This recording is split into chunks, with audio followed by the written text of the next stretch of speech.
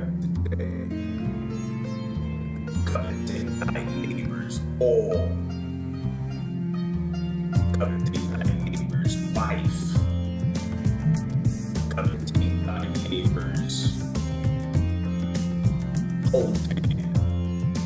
Coveting thy neighbor. Coveting thy neighbor's water. Coveting thy neighbor's sand. Coveting thy neighbors in general. Not yours. Talk about that. Talk about you are here. Whatever happened to that thing? Somebody make a map from the Obama administration and said you are here. I can't find it. I was looking for it. If anybody has it, send me the link. I couldn't find it anywhere on social media. They scrubbed social media. You know, it was a map that had like America. And the Obama administration said you are here. It said something like all over the map. It said not America. It said not America, not America, not America, not America, not America, not America. That was awesome. I can't find that. Good morning, everybody. Good morning, good morning, good morning. Make sure this is one more page. Good morning. Yeah, there's a little bit of echo. Try to talk lower.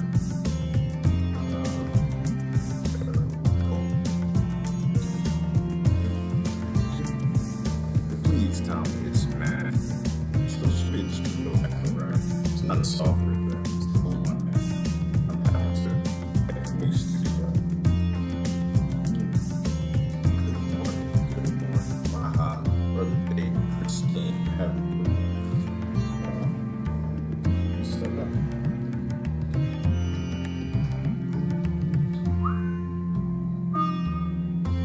Oh, I didn't change my time. Sorry. I have a lot of things I try to do each morning. I literally take a few minutes to put this together. Like, oh, you do such nice little presentations. I'm like, it's not a presentation. I don't put any time in this. I literally have a life. I'm a slave. Okay? I have a life. Let me change the time. It's time. We need to love global.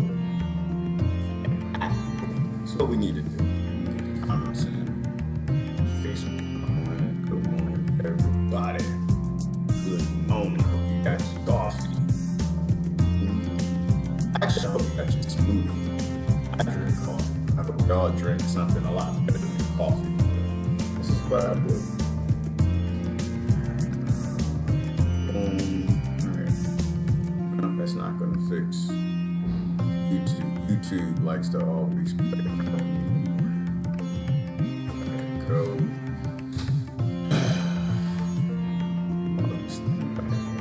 Thank you, YouTube, for being such a pain in my keister. Good morning, good morning. I see a couple people over there on YouTube. Let's see. Hang on, I gotta think. They didn't get this working. So I think,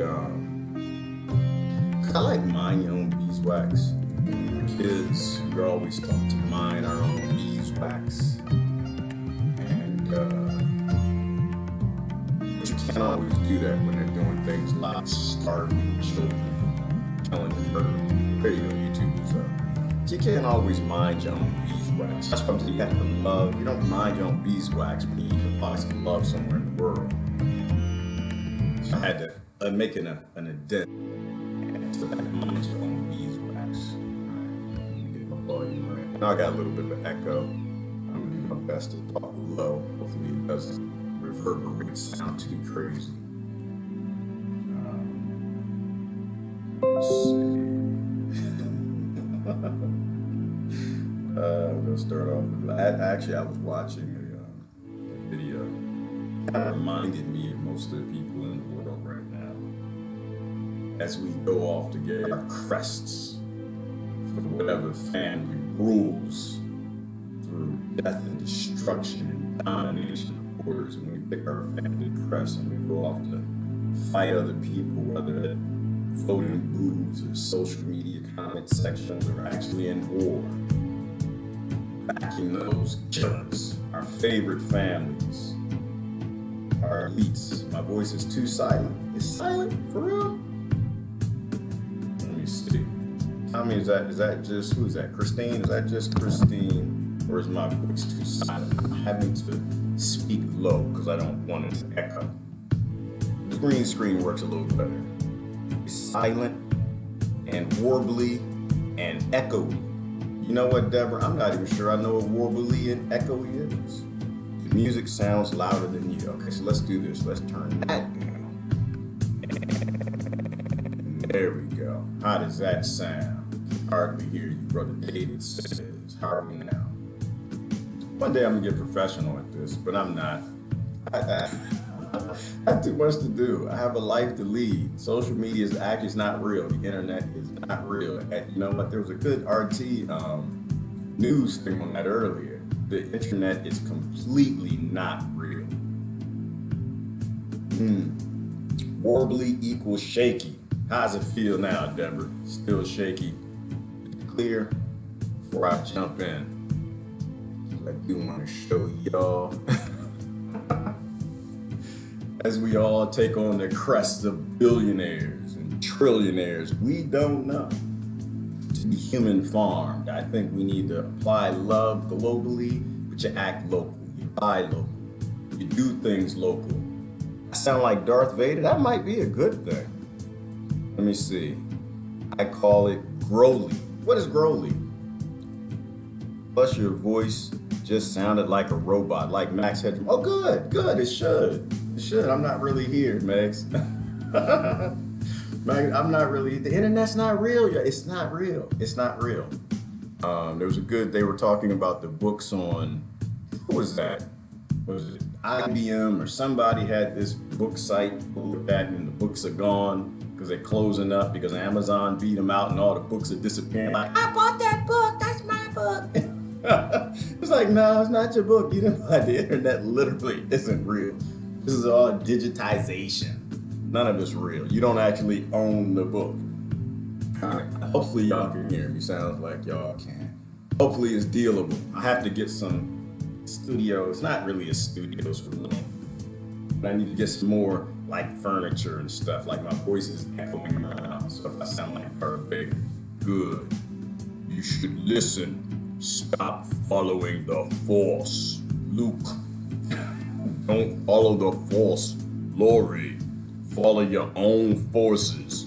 Stop following billionaires and elites. Stop with the Federal Reserve and the fighting for people you don't know, killing people you never met. For kings ain't gonna give you a dime. All right, there we go. Major echo now. Good, that's right. That's what I was trying to do, Megs. I'm gonna show y'all something real quick. This is who you need to be. This is one of my favorite guys. It's one of my favorites. Y'all remember this right here. It's just a preview. So many. Like for the king. I didn't come here to fight so they could own more lands. That I have to work for them. Did you get that? I didn't come here to fight so they can get more lands, because it means I got to work for them. I didn't come here for that. And, you know, y'all think, oh, we're talking Braveheart, we're talking Ireland. No. I did not come to this planet to fight for you, for them, so they can get more lands, so I can be a slave and work harder on the lands that they get from somebody else. No, I did not come to fight. This is the brother you need to be. For me. All right, lads. I'm not dying for these bastards. Let's go home. Let's go home. Tricky, get the bags. Time to go. This is what I'm talking about. This is who you need to be. This is who you need. Hang on, let me get my YouTube. This is who you need to be. I ain't fighting. Y'all remember this scene? This scene was extremely powerful. Don't fight for them bastards. You're not here for that.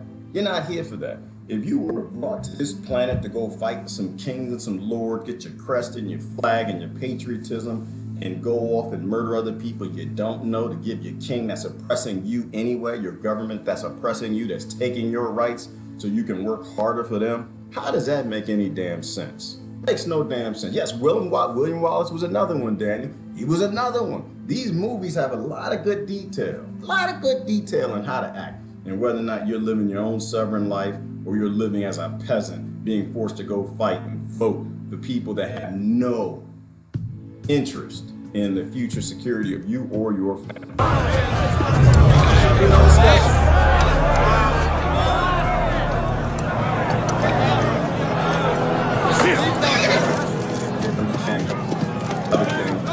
He wants to slay. Stop, men! Do not leave! Wait until we've negotiated! We just don't leave till we vote. We gotta vote one more time. Everybody stop. Wave blue. Wave red. Continue to fight for England. Fight for America. That's what I think you need to be. That's what I'm saying. That's all I'm kind of saying. Be William Wallace, fight for freedom. But fight. See, you know what? But that's kind of fake news too, because he fought for Ireland. I'm saying you shouldn't even be fighting for Ireland. You shouldn't be fighting for anybody. We should be out of Fight Club by now. We should be grown up. We should be evolved past this fighting for crowns and flags and family crests. That's all I'm saying. All I'm saying is this. If you're here, you're not here. If you're here, this is called America. It's a little geography lesson because Americans got a little confused every time y'all get an Obama or a Trump or somebody in office that you love or you hate. You kind of confused and get discombobulated on here. Libya is not America, okay? If you're here, that's not America right there. That's not America. That's not America. I know it's got the same colors and sometimes it gets confusing because you see the colors in the flag. None of this, hold on, let me move my big head. Here's the most important parts. The most important parts are down here. See all of this right here? None of this is America. None of that you should be concerned with. Unless they're killing people. And they're killing people and they're raping people and they're hurting children and they're starving them. Then you want to be concerned with this. But until then, this is not your business. This is not your beeswax. That's not America. None of this over here, all of this right here, this is called Africa. Africa. Can y'all say it with me, class? Africa, not America. It's got the same syllables though. Let me see, Africa, America. No, that's 2, that's 3, 4. Okay, so it's not the same place. Not the same place. It's all, hey, Brother Bill is in the house. And this is what it's all based on. It's all based on coveting your neighbor. Coveting. Y'all know there's a commandment that says, thou shalt not covet thy neighbor's oil. Thou shalt not covet thy neighbor's coltan. Thou shalt not covet thy neighbor's uranium. Thou shalt not covet. That's what it's always about. It's always about stealing from somebody else so you can work hard. That's all it is, so you can be a slave. Let me show you something else. I'm gonna get in trouble with this one. People don't like you to talk about their leaders. They don't like you to talk about their masters and the plantation owners, the people that they promote as heroes. They don't like that, but I'm gonna show you this. And I'm gonna lose a bunch of people on this one. They don't like that, boy. You definitely have to go along and join a team and pretend to fight. I knighteth you. Hang on, let me fix it up. Because I don't know who ever does the knighting. I don't know who does the knighting, and I honestly don't care. I really don't care. I don't care if it's the Rothschilds, the Rockefellers, the 13 families, the Queen. I really don't care if it's BB. And in fact, they had that vote. If it's John D. I know this much. It's still all a John D. Rockefeller world. It's based on theft and robbery and monetary systems that don't give a damn about you. And you fight for silly things and you vote for silly things. Yes, and they're all puppets who said that. They're all puppets, Lori. And yes, give peace a chance. We never tried that. How about we try peace? You know, I got Obama there and say I'm making people upset. It's not just him. They're still beholden to the oligarchy. We have an oligarchy that runs the world. Runs the world. There is no separation of government. They literally run everything, and that's why Libya is falling apart now. Well, you know what, Courtney? Not really off with Obama's head or off with Trump's head. Like I said, these guys, they're puppets. They fit in the system. When we focus too much on them, to be honest, let me take that back. We shouldn't focus on them at all. When we focus on them at all, then it gives them significance. And there is no significance in them. They are insignificant in the grand scheme of monetary systems and central banking. They're just people in a place who figured out how to carve out a better life for themselves, just like we are. Just like we are. So I don't want to take his head off. I don't want to leave his head on. I don't have nothing to do with his head. His head is completely insignificant. It's a system. It's just this, it's completely the system. So I can swap in between them. And so people look at it, the Trump people, they look at it, I ain't going to watch a video today. He's talking bad about Trump. So put a bomb back in there coming for a little bit. Now, it's good to grow people up because you can mature people if you give them a chance. Brittany, I know you can. I know you can. So anyway, this is real talk. Real talk. We need to grow up past this.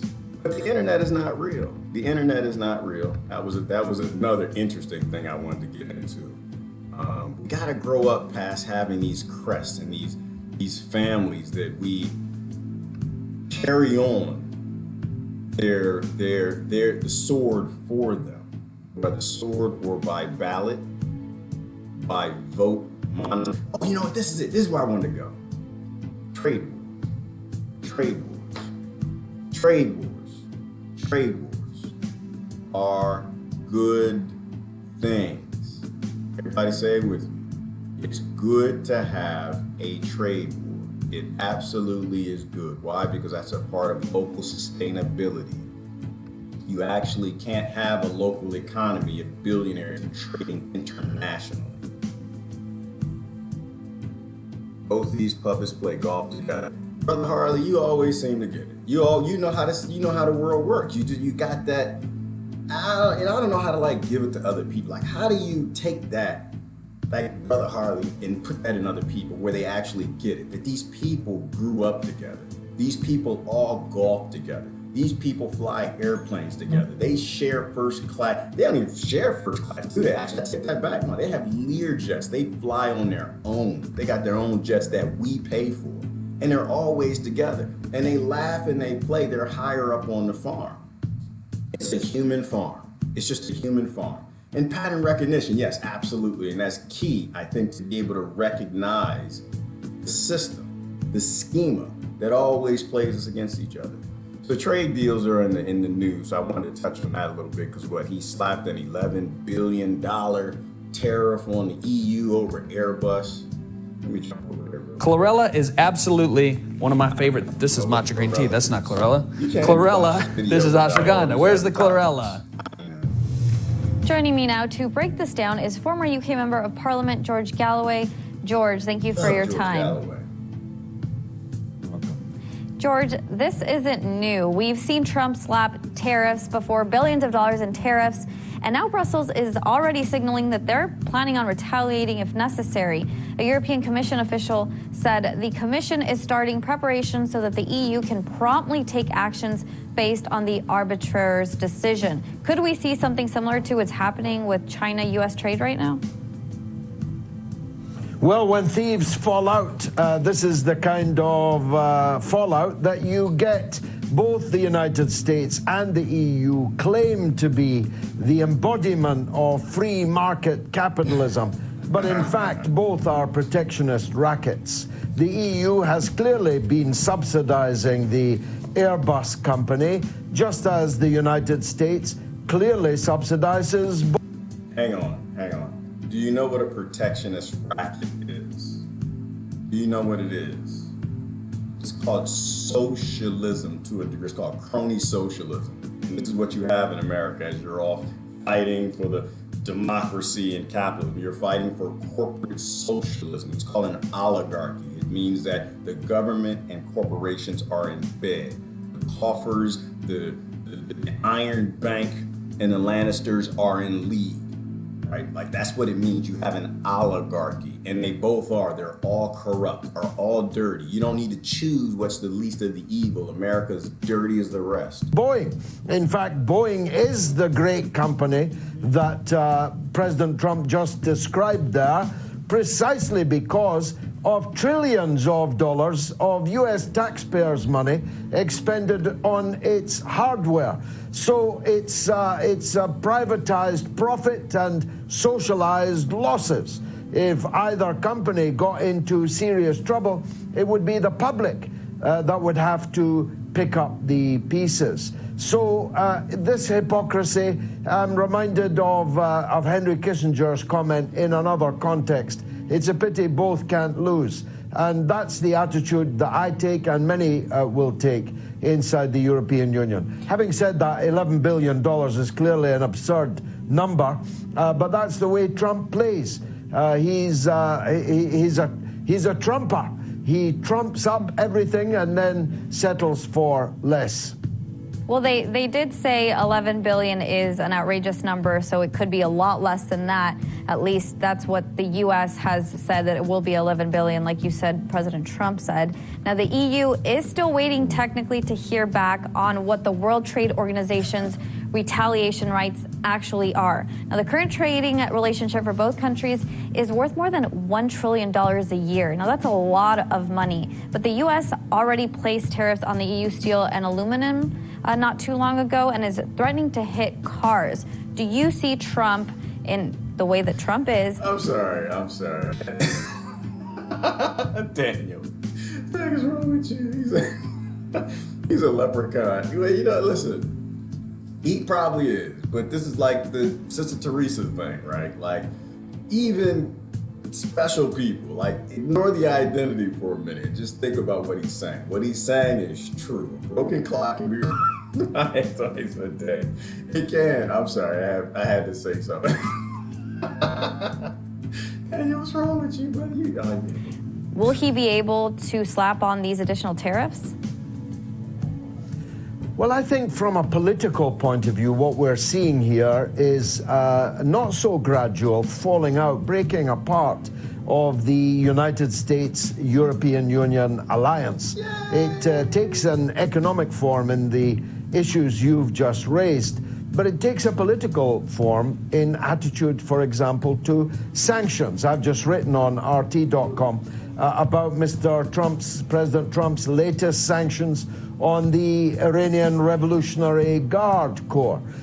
This will cause enormous differences and difficulties in that historic relationship across the Atlantic, because European companies and countries are less and less willing to be bullied by a United States empire that looks from here, and I think from everywhere else, except perhaps inside your own country, to be a fading empire, full of wind and water, full of bluster, but not actually able to make people bend to its will. So these kind of trade disputes will widen that gap between the United States and its allies and lose support for United States foreign policies towards Russia, towards China, towards Iran, and many other aspects of international policy too. Well, good thing. So first of all, George Galloway, I haven't heard anything that he said I haven't liked yet. I don't know him. I don't follow him. Again, that's not real. I don't know any of these people. When they say something that makes sense, I say that makes sense. They say something that doesn't make sense, doesn't make sense. What does make sense, and I've said this from the very beginning, this is not this I told you so moment, but I do think that Trump is going to make America great again. I do. But not the way the oligarchs want him to, not the way the oligarchs are making it. I think he will, because it's going to separate us out from the rest of the world, and that's what's necessary in order for us to build up a local economy. We absolutely cannot have a globalist world. We're not ready for globalism in terms of greed, and that's what it always is. It's not globalism in terms of love. This is my point of love, go global, act local. If people are being starved, you feed them, because it's stupid. Since, what was it, 2011, we made more than enough food, we grow more than enough food at all times to feed everybody on the planet, but we don't.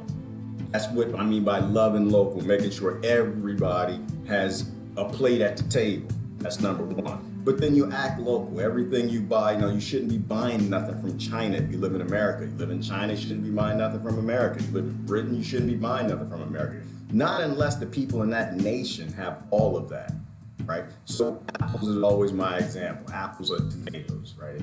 If you're allowing a billionaire to sell big, massive amounts, tankers full of apples and crates full of tomatoes, then every person in that nation should already have enough.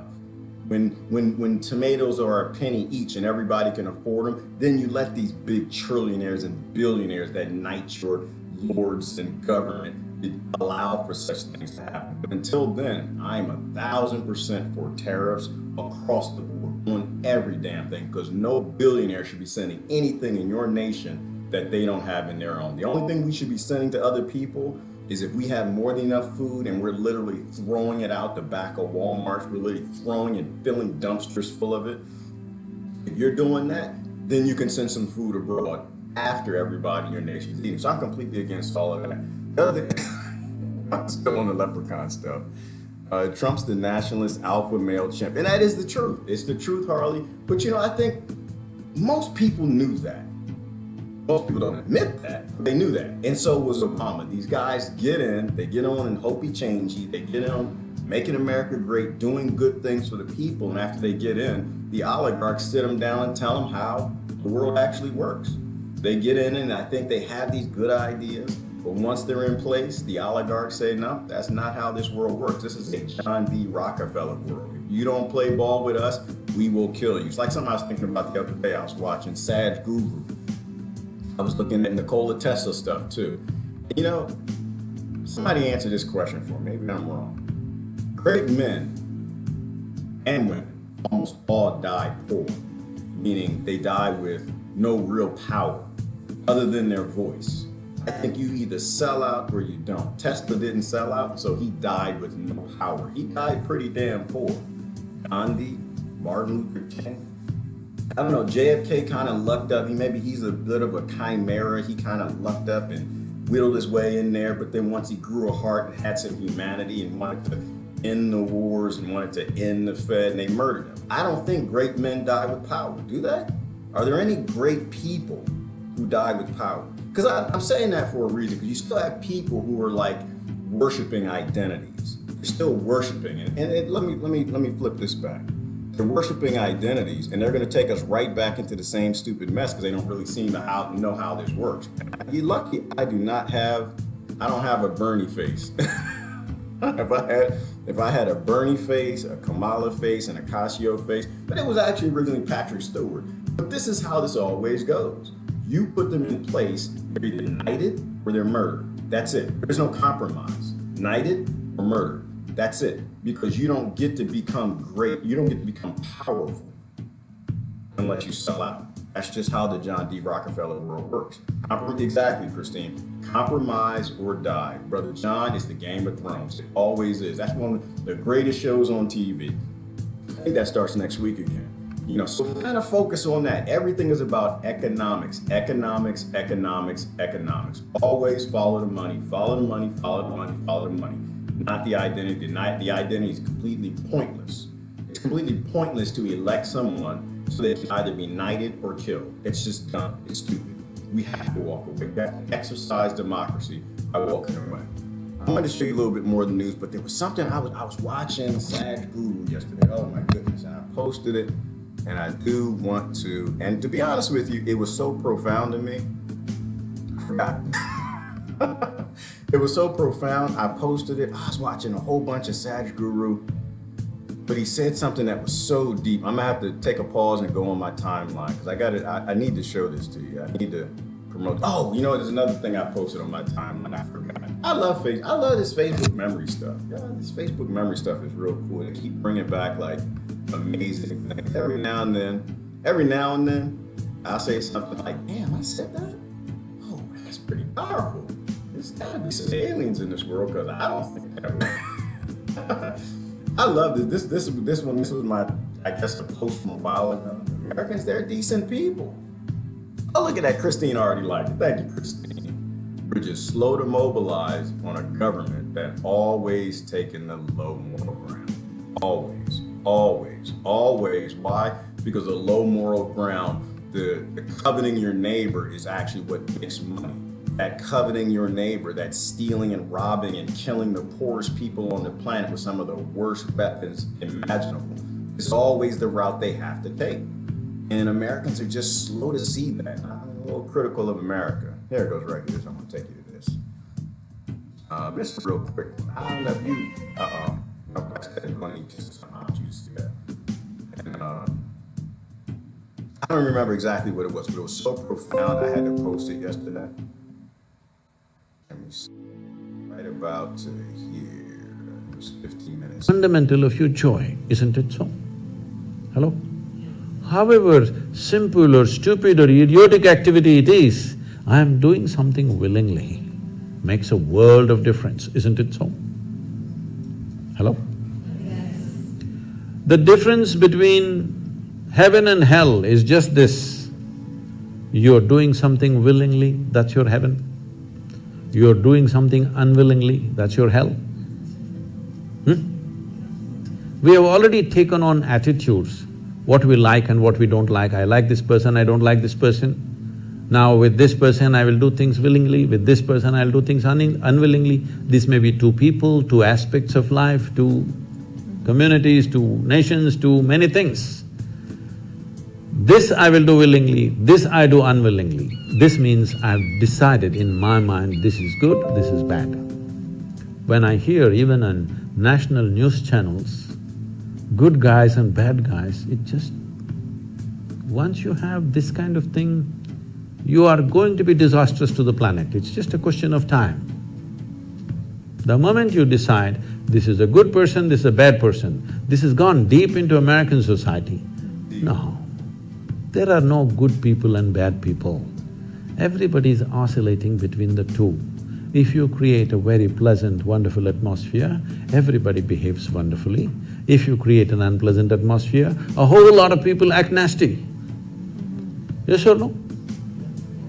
Yes, yes, very simple. This blew me away yesterday. I was working and I was listening to lectures and stuff when I'm working on stuff. There are no good and bad people. Because the minute… and this is the disaster behind this thinking like a child. We're good, they're bad. America's good, they're bad.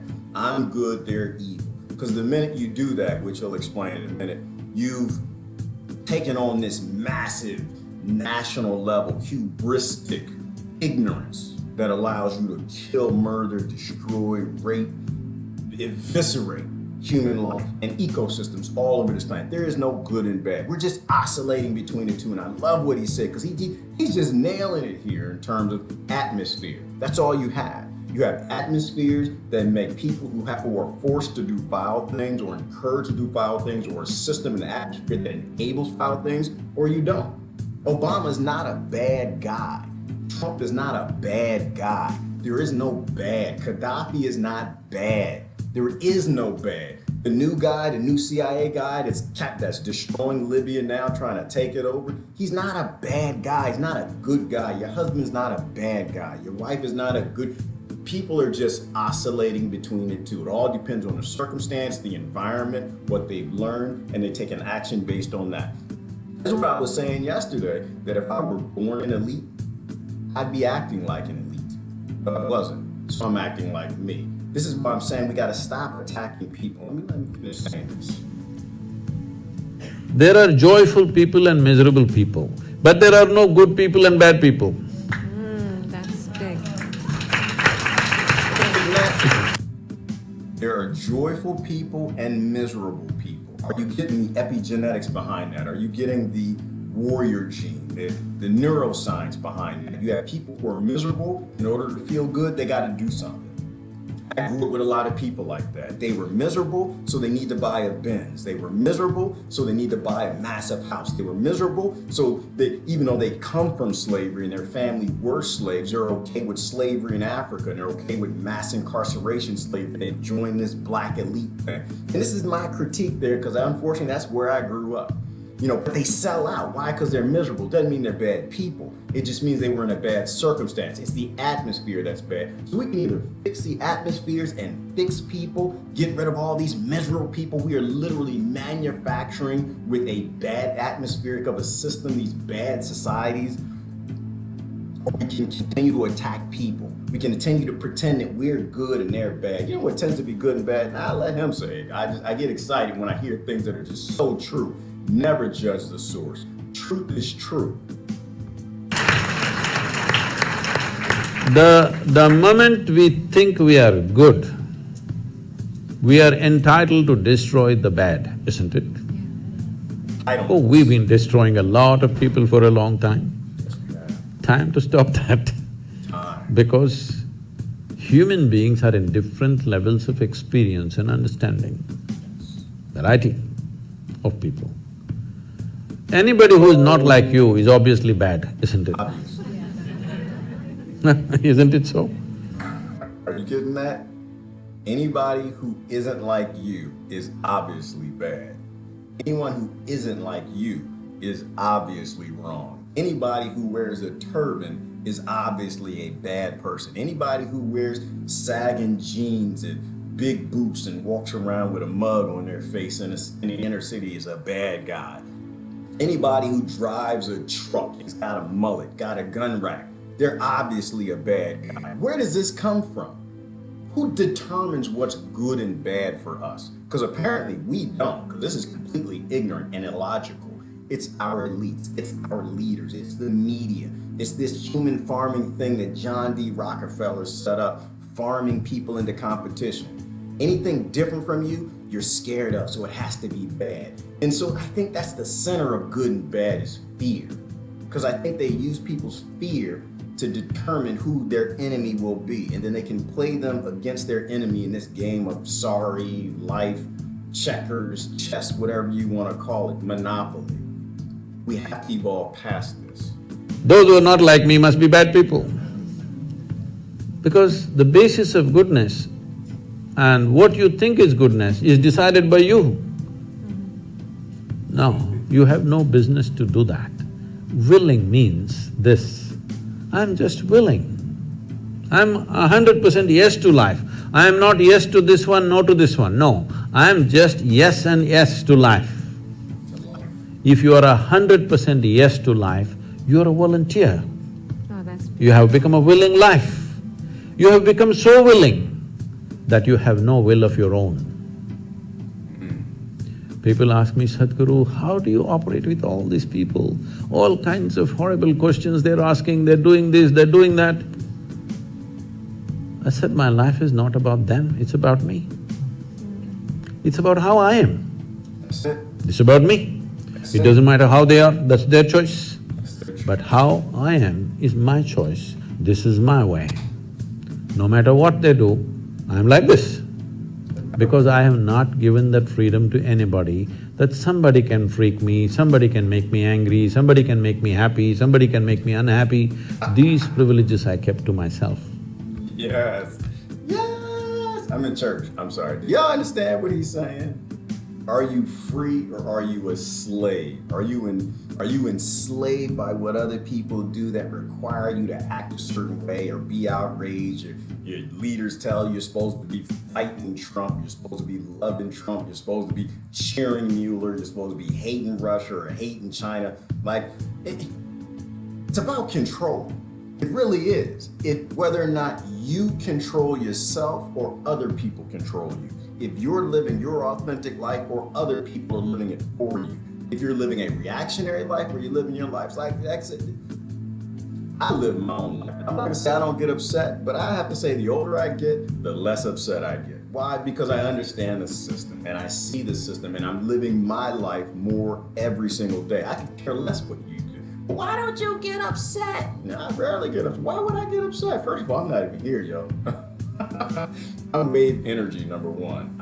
I'm some sort of a spiritual thing and I know that I'm here for a temporary point in time. And I'm gonna experience this world, I'm gonna live my life to the fullest, to the place I was put in, and I'm not gonna be outraged by any of this stuff. I know the system makes other people the way they are, and I know I would most likely be that way if I were in their shoes. And that allows you to not get upset about people, and that allows you not to get upset and judge people. Because that's how you come up with this concept that you're good and they're bad, when really you're just lucky. You were born in those shoes. You're just lucky. You could have been born in their shoes quite easily. Love Sadhguru. I ain't gonna show the rest. I absolutely love Sadhguru. This is what I do when I'm off of this internet thing. People say, well, you're not on the internet as much as you used to. No, I'm not. I got work to do. But what I'll do is I'll listen to these lectures, and you can't, I say you can't. You can do anything you want to do.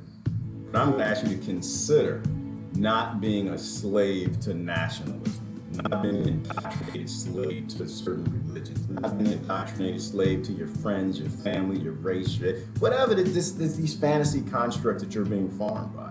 Be an authentic you. Live your own life. Yes, be a master of yourself. If people could, like Christine said, if people can make you upset, they control you. Don't you want to own that? Don't you want to like be in control of yourself? You know, that's why I don't let none of this get to me. I look at it, I get upset, but I only go but so far with it. My mainstay is to don't kill children, don't enslave them. Why do people want you upset? Well, because Lori, I think it's easy, right? You're easy when you're upset, right? These kings and lords that control all of this nonsense, they need you to be emotional. Human beings are intellectual creatures. We are critically thinking, and we can, you know, these people are doctors and they're lawyers and dentists and bankers and engineers, and the thing you do, plumbers, electricians, that stuff, it's hard. You're an intellectual. And how do you break an intellectual? You gotta make them emotional. That's how you break them. That's how, because emotion will take out that logic and that reasoning, and it'll make you more of a more easily playable cog. And that's what they need you to be. Once again, everything's about human labor. Always been about human labor. Trying to get other people to do what you want them to do. And not only do your friends play you that way, sometimes your wife will play you that way, your husband will play it. Damn, won't your kids play you that way? We learned that from a very early age. Don't tell me you didn't do that as a kid. You know you want that cookie, what you gotta do. You want that cookie, you act like an elite. You gotta get some emotions out of mom and dad. What do you start doing? You start to cry. However you do it, if you're slick like me, I already knew it because my dad, my mother and father, they just looked the other way if I started crying. I'd stub my toe or something. I'd trip and fall. I'd do something. Because the cookie make it better, right? The sugar make it better. That's how you get it. We learn from a very young age how to control and manipulate other people. And as an adult, we're supposed to be getting out of this manipulation game. We're supposed to be manipulating other people less, as well as letting other people manipulate us less. That's how the world moves forward and we evolve. I made a meme about that. If you don't control your emotions, others will control them for you. That's it. Yeah, I saw that, Tony. I think I posted. I think I shared that one. And that's spot on. If you don't control you, there's a whole bunch of other people lined up ready to do so. Absolutely. All right. Be the master of you. Yes, yes, yes. Quite a long time ago, Ty Naftali introduced Sadhguru to us all. I've watched a bunch of his videos, and since then, he helped us to be able to connect with self and feel the connections you are choosing to make or not make to the rest of the universe. Absolutely. Well, Sadhguru, he has hundreds of hours of videos. A lot of people won't watch it because they'll look at him and they'll judge him right off. They'll look at him and they'll think, oh, well, he's Hindu or he's Muslim or he's not this or not that. He's not in my religion. He's not my race. He's not in my country. And he just says amazingly powerful, powerful things. But people like to judge the source. This is why I don't care anything about the source. Truth is truth. And he says some amazing, powerful things. Hillary Clinton with her super predators and deplorables. Yes, and Hillary Clinton is, you hitting the one, Lord. That's the Hillary Clinton does evil things, but Hillary Clinton is not evil. If I were Hillary Clinton, I'd be doing the same thing she did. Horrible, horrible things. It's the action that's evil. And I don't blame Hillary necessarily. I blame the fact that we have a world and a system and a model that allows her to enslave millions of poor people with her husband through that crime bill, with the other black elites and the black caucus and all of that nonsense, and the Republicans went right along with it. They created the police state that everybody's crying about.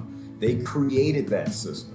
And I think that it's wrong that we have a system that allows anyone to deploy such a control mechanism over such a large population of 280 million people.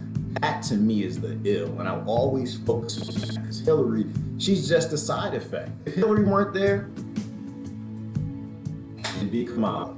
If Kamala weren't there, it'd be someone else. If someone, it's like Like I mentioned before, it's like growing up in on the outskirts of Washington, D.C., and you watch the drug dealers dealing on the corner, and the police come and get the poor drug dealer who's driving a hoopty, and they take him on to prison. By the time they get that man or that woman in the car, got the cuffs on them, there's already two replacing them. Why? Because we have a system that, one, it allows it to happen, and it almost requires that it happen. Not that drug dealers are bad people. I'm not saying that they are at all. What I'm saying is that if you have a system that allows for this to occur, and you have a system that rewards it, then and people can eat by doing it, they're gonna do it. So Hillary's not bad, Obama's not bad, Trump is not bad. We have a system that rewards badism. We have a system that rewards crime. We have a system that rewards death. We have a system that rewards taking people's sovereignty. We have a system that rewards people who are great actors that can convince you that they're good and you're good and those are the bad guys. That's the problem. That's always the problem. So Hillary's a great example. You know, and but as well as with we need to fix the system more than we need to apply justice, we do need to protect the people. And so these people do need to find themselves out of the way where they can't hurt people anymore. You know, like it's not just go grab the rapist and put him in prison. Grab the rapist, put him in prison, but your highest priority should be creating a system where no one else can't take their place. Because it's almost, if there is a reward for that activity, someone will always fit in, and that's just how it works. And it's ugly. It's the ugly in the system that we need to fix, not the ugly that we see in other people's lives. Right? What is that scripture? I'm judging you for the sawdust in your eye, and I got a log in mine. I just see logs in mine. I was a part of this system. I used to vote. I was behind these political parties that helped set up this murderous killing system. And I'm not going to support it anymore. I don't believe in murder. Brother Jeremy said, you see it every day? What you see every day, brother? Good morning. Augustine, let me see. Good morning, Cedar. Tell the devil that tacit consent is a debt only fools play. It is. Only fools play. Only a fool would consent to a system that's based on murder and violence and control of populations. That's why I don't consent anymore. I'm out of the devil bill system. Good morning, Kevin. Love and light, everyone in truth seekers. That's why I love that word, Kevin. I love that truth seeker label. That's what we need to be. We need to be truth seekers. Absolutely. Let me see. There's nothing they can do. It's biblical. Well, you know what, Brother Jeremy? I don't really like the name Bible. I'm going to be honest with you. I'm going to be flat out honest with you guys. I don't because that's all been co-opted. It's all been, Satan has just done some amazingly powerful things in all religions. Whatever Satan or this evil force or collective, whatever it is. So I don't really like those names because before it was the Bible, it's just history. It's just scripture. And people pick and choose the scriptures that go into these books and then they'll form dogma around it and make traditions. And so for me, I'm not like a religious proponent when I say things that are scriptural. It's just history and nobody owns it, right? Nobody owns scripture. Scripture came from people who saw something, they wrote something down because they wanted the future generations to know about it. Everybody here, everybody on the planet is related to those people. So either you're embracing the thing because that was someone who came before us who tried to write down and describe what they saw or what they thought, or you feel that, oh, that's not my religion, and you can just toss out all that history. So I don't want people to toss out scripture. I want people to embrace all the ancient texts that were written all over this planet. Just because somebody in the last 400 years calls it the Bible doesn't mean it's a part of the Bible. It means they put it in the Bible, but it's not actually part of it. You know, when Jesus read those scriptures, there was no Bible. Right? So that's my point. Judging someone by the skin and clothes, etc. Exactly. Well, that's why I call it fur lorry. That's why I'm going to start calling it fur. People like to judge each other. They like to judge each other for the color of the skin and nation they live in.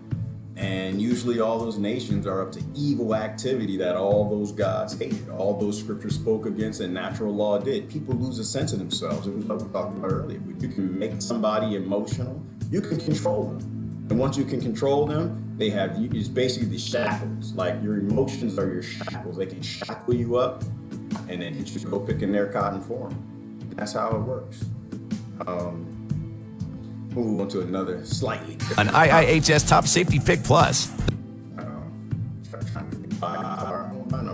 Actually, I do want to buy a car. I want to buy an electric car. I don't ever want to drive a gas guzzler ever again in my life. Greenstein brought us a story on how much... That's kind of a deal I have with myself. The next car I drive is going to have to be electric.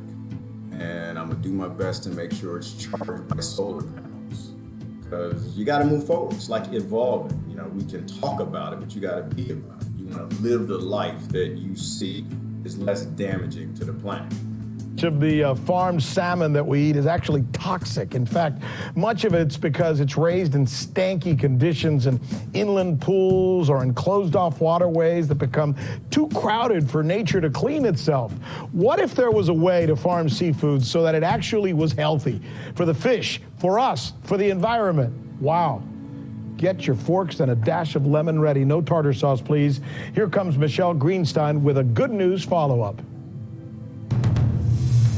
Fish farming, or aquaculture, is one of our... Hang on, I gotta say something.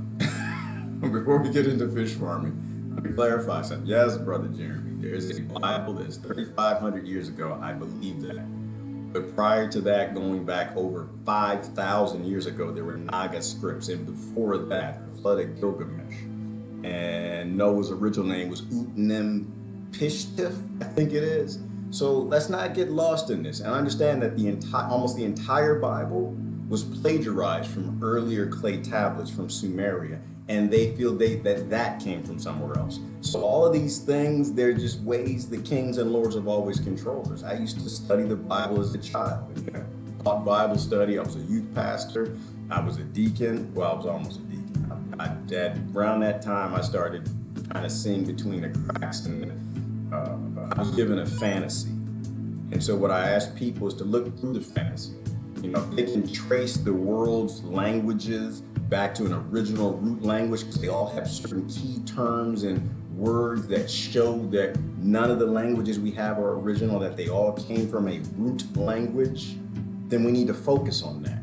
And if they're looking at all these scriptures from all these different religions, and they all focus back to root scriptures that are far before they were Greek and Hebrew, because they actually took them from that language called Naga, which is related to the Mayans language, then we know that the scriptures you're reading in the Bible, they're not original. And it's a hard thing to process. And I don't know how old you are, brother, but if someone told me this 10 years ago, I would have thought they were crazy. Come to think of it, I think somebody probably did tell me 10 years ago. And I probably did call them crazy.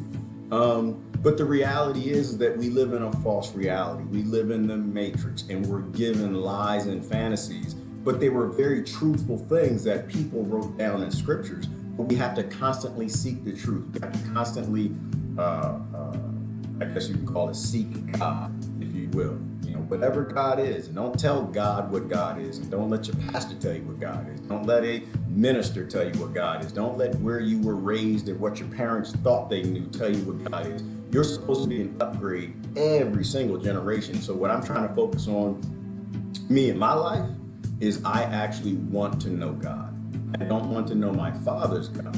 I don't want to know my mother's God. I don't want to know my grandparents' God. I want to know God, because we're always lied to by the elites and the kings that write this stuff. And so the way I put it, and I'll leave it alone, I'm not putting God in a box. My whole life I put God in a box. I'm not putting God in a box. Nobody on this planet knows God, not to that degree. And I don't think it's in any book anywhere. I'm not going to put God in a box that I create because of where I was born. And I'm going to let God be whatever God is. That's all I'm saying. Just let it be whatever it is. Actually, there's a King James version that matches 35 years, which is great. But the whole King James version was picked by, I'm not going to get into this. Like I said, I've studied this for a very long time, from the Old Gate to the Subjugate, and I know how the King James Bible came about. The point is, prior to all of that, thousands of years ago, those scriptures were plagiarized. So go back to the original. more wasteful and destructive industries. In the US, we really only eat fish from aquaculture these days. And these fish farms are in shallow waters near the land, often lacking proper filtration. So fish are exposed to pollution and are often found riddled with parasites and other disease. Before World War II, much of what we ate from the sea was wild, but now these war devices are being used to find and catch fish. Giant computerized ships obliterate 130 tons of fish in a single sweep and destroy miles of coral and tons of other species who are simply dismissed as collateral damage. Every time a fishing operation goes into the ocean for your salmon or your halibut, it also catches a bunch of other marine life. Over 7 million tons of this so-called bykill is caught unintentionally and thrown back into the ocean, dead.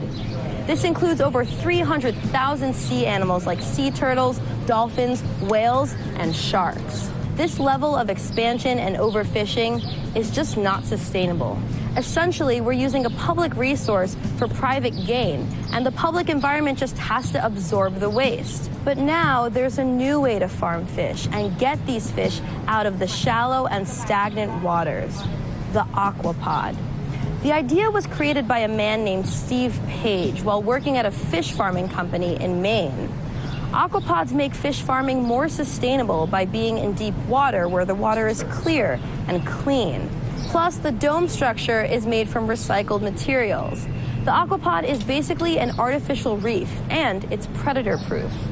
Now, every body of water has a carrying capacity, and too many aquapods would definitely cause a problem, but Steve Page explains that with careful regulation, this can be an environmentally conscious way to farm fish. And when it comes to human health, the aquapods bring us one step closer to eating wild fish again. No more of these guys.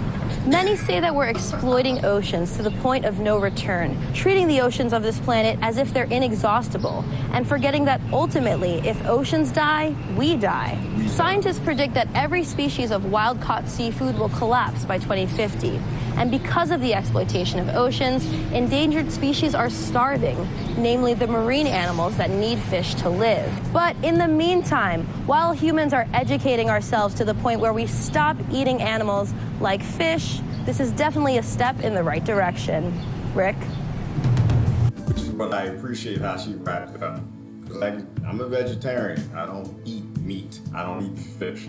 But the reality is the majority of the world does. And because they do, they need to eat it healthy. You can't love global, but you can't eat local. And so we need that transition point to a place where we're growing meat, where people have enough to eat. We have to make sure that we're being stewards of the planet. We're making sure we're stewarding those who need to eat, and they're getting fresh, healthy foods. And so that happens to be one of them, which is, again, before my vegan friends get excited, again, let other people determine their sovereignty. Let other people have free will. Don't dictate to them what they gotta do because you're right and they're wrong. You're good and they're evil. So this is a great thing. This is a great thing. I've never heard of aquapods, but outside of that, I love the fact that it's a recycled material, which is another awesome thing. So I mean, we are moving in right directions. We're figuring things out. There's a lot of great new technology being created, but of course, once again, it's not going to be something that's going to be promoted on a large scale, right? They're going to let capitalism in a little section determine how fast it grows. You won't see nations dumping money into doing large aquapod setups off the coast to allow people to have fresh healthy fish. We have an oligarchy. So what will the oligarchs do? Of course, they've already invested in GMO salmon because that's just how it goes. All right. Comments. We are still talking about the Bible? Let me see. Tolerance, absolutely tolerance. Let me see. Actually, men of God wrote the Bible. Oh, Jeremy, you still on it? Okay, well, brother, like I said, I'll let you be you. You think the way you want to think. I'm okay with that. I was you years ago. I grew up in the church, read the Bible through multiple times, and I'm not popping my own collar. I'm just saying I let God be God, and I'm not letting King James tell me who God is. That's it. But you do you, brother. I love you. I love you. You do you. All I say to people is keep reading. Keep reading. Keep reading. Be controlled less. Keep reading. That's all we can do. I think we found the issue, people. What issue did we find, Courtney? What issue did we find? It's a whole bunch of issues. Never talk true religion to an angry sheep. Okay, where are y'all going? I don't want to talk about religion. Y'all want to talk about religion? We can talk about religion, I guess, if that's what y'all want. I'm not going to drive the conversation. If that's what y'all want to spend time on, we can. Jeremy, you are doing exactly what GKH is teaching us not to do. Well, you know what, Tony? I don't teach anyone. I don't want anyone to think I'm a teacher. I'm no kind of a teacher. I'm not teaching nobody.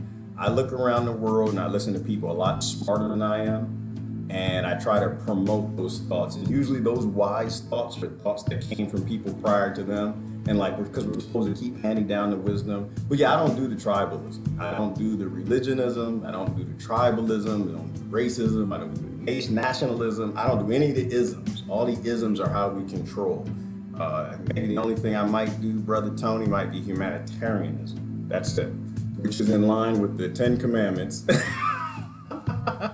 That not one church I've ever been to actually deploys. Not the conservatives, not the evangelists, none of them. They're all in defiance of God. Like Brother Tony, how you thought on the live stream, which you sent me down that road showing the Torah. And the reality, Zionists are in defiance of God. And that all these conservatives and Christians getting behind Israel, they are literally in defiance to God. But we saw that all throughout the Old Testament. So it's not anything new. We know that the people will always turn against the God for their kings. They always will turn against a quantum physics, spiritual, big G God thing for the little G gods. Because the big G God, it's hard to tap into that. Like that's spirituality and energy. It's hard for people to really take a bite of that. But they can take a bite of a little G God, right? They can take a bite of a lord, of a politician, of a leader, perhaps of aliens who came here and pretended, other creatures God created. They'll take a bite of that. That's easy. But they'll but being true to a big G God that says don't kill, don't murder, don't invade, don't colonize, don't steal people's land, don't shoot children with high-powered rifles, and wait till God tells you, wait till God comes back to set up your temple, and they steal the land, they shoot kids. All right, so you're not gonna go there. So the whole point is that I don't know what God is. I'm not convinced anybody that I do. I like to be honest about those type of things, but the reality is that I just see a lot of people who hold Bibles are in total defiance to God. I see a lot of people holding Torah in total defiance to God. I see people holding Qurans in total defiance to their gods. That's why I just look at people and I'd say, okay, you know, you just love them.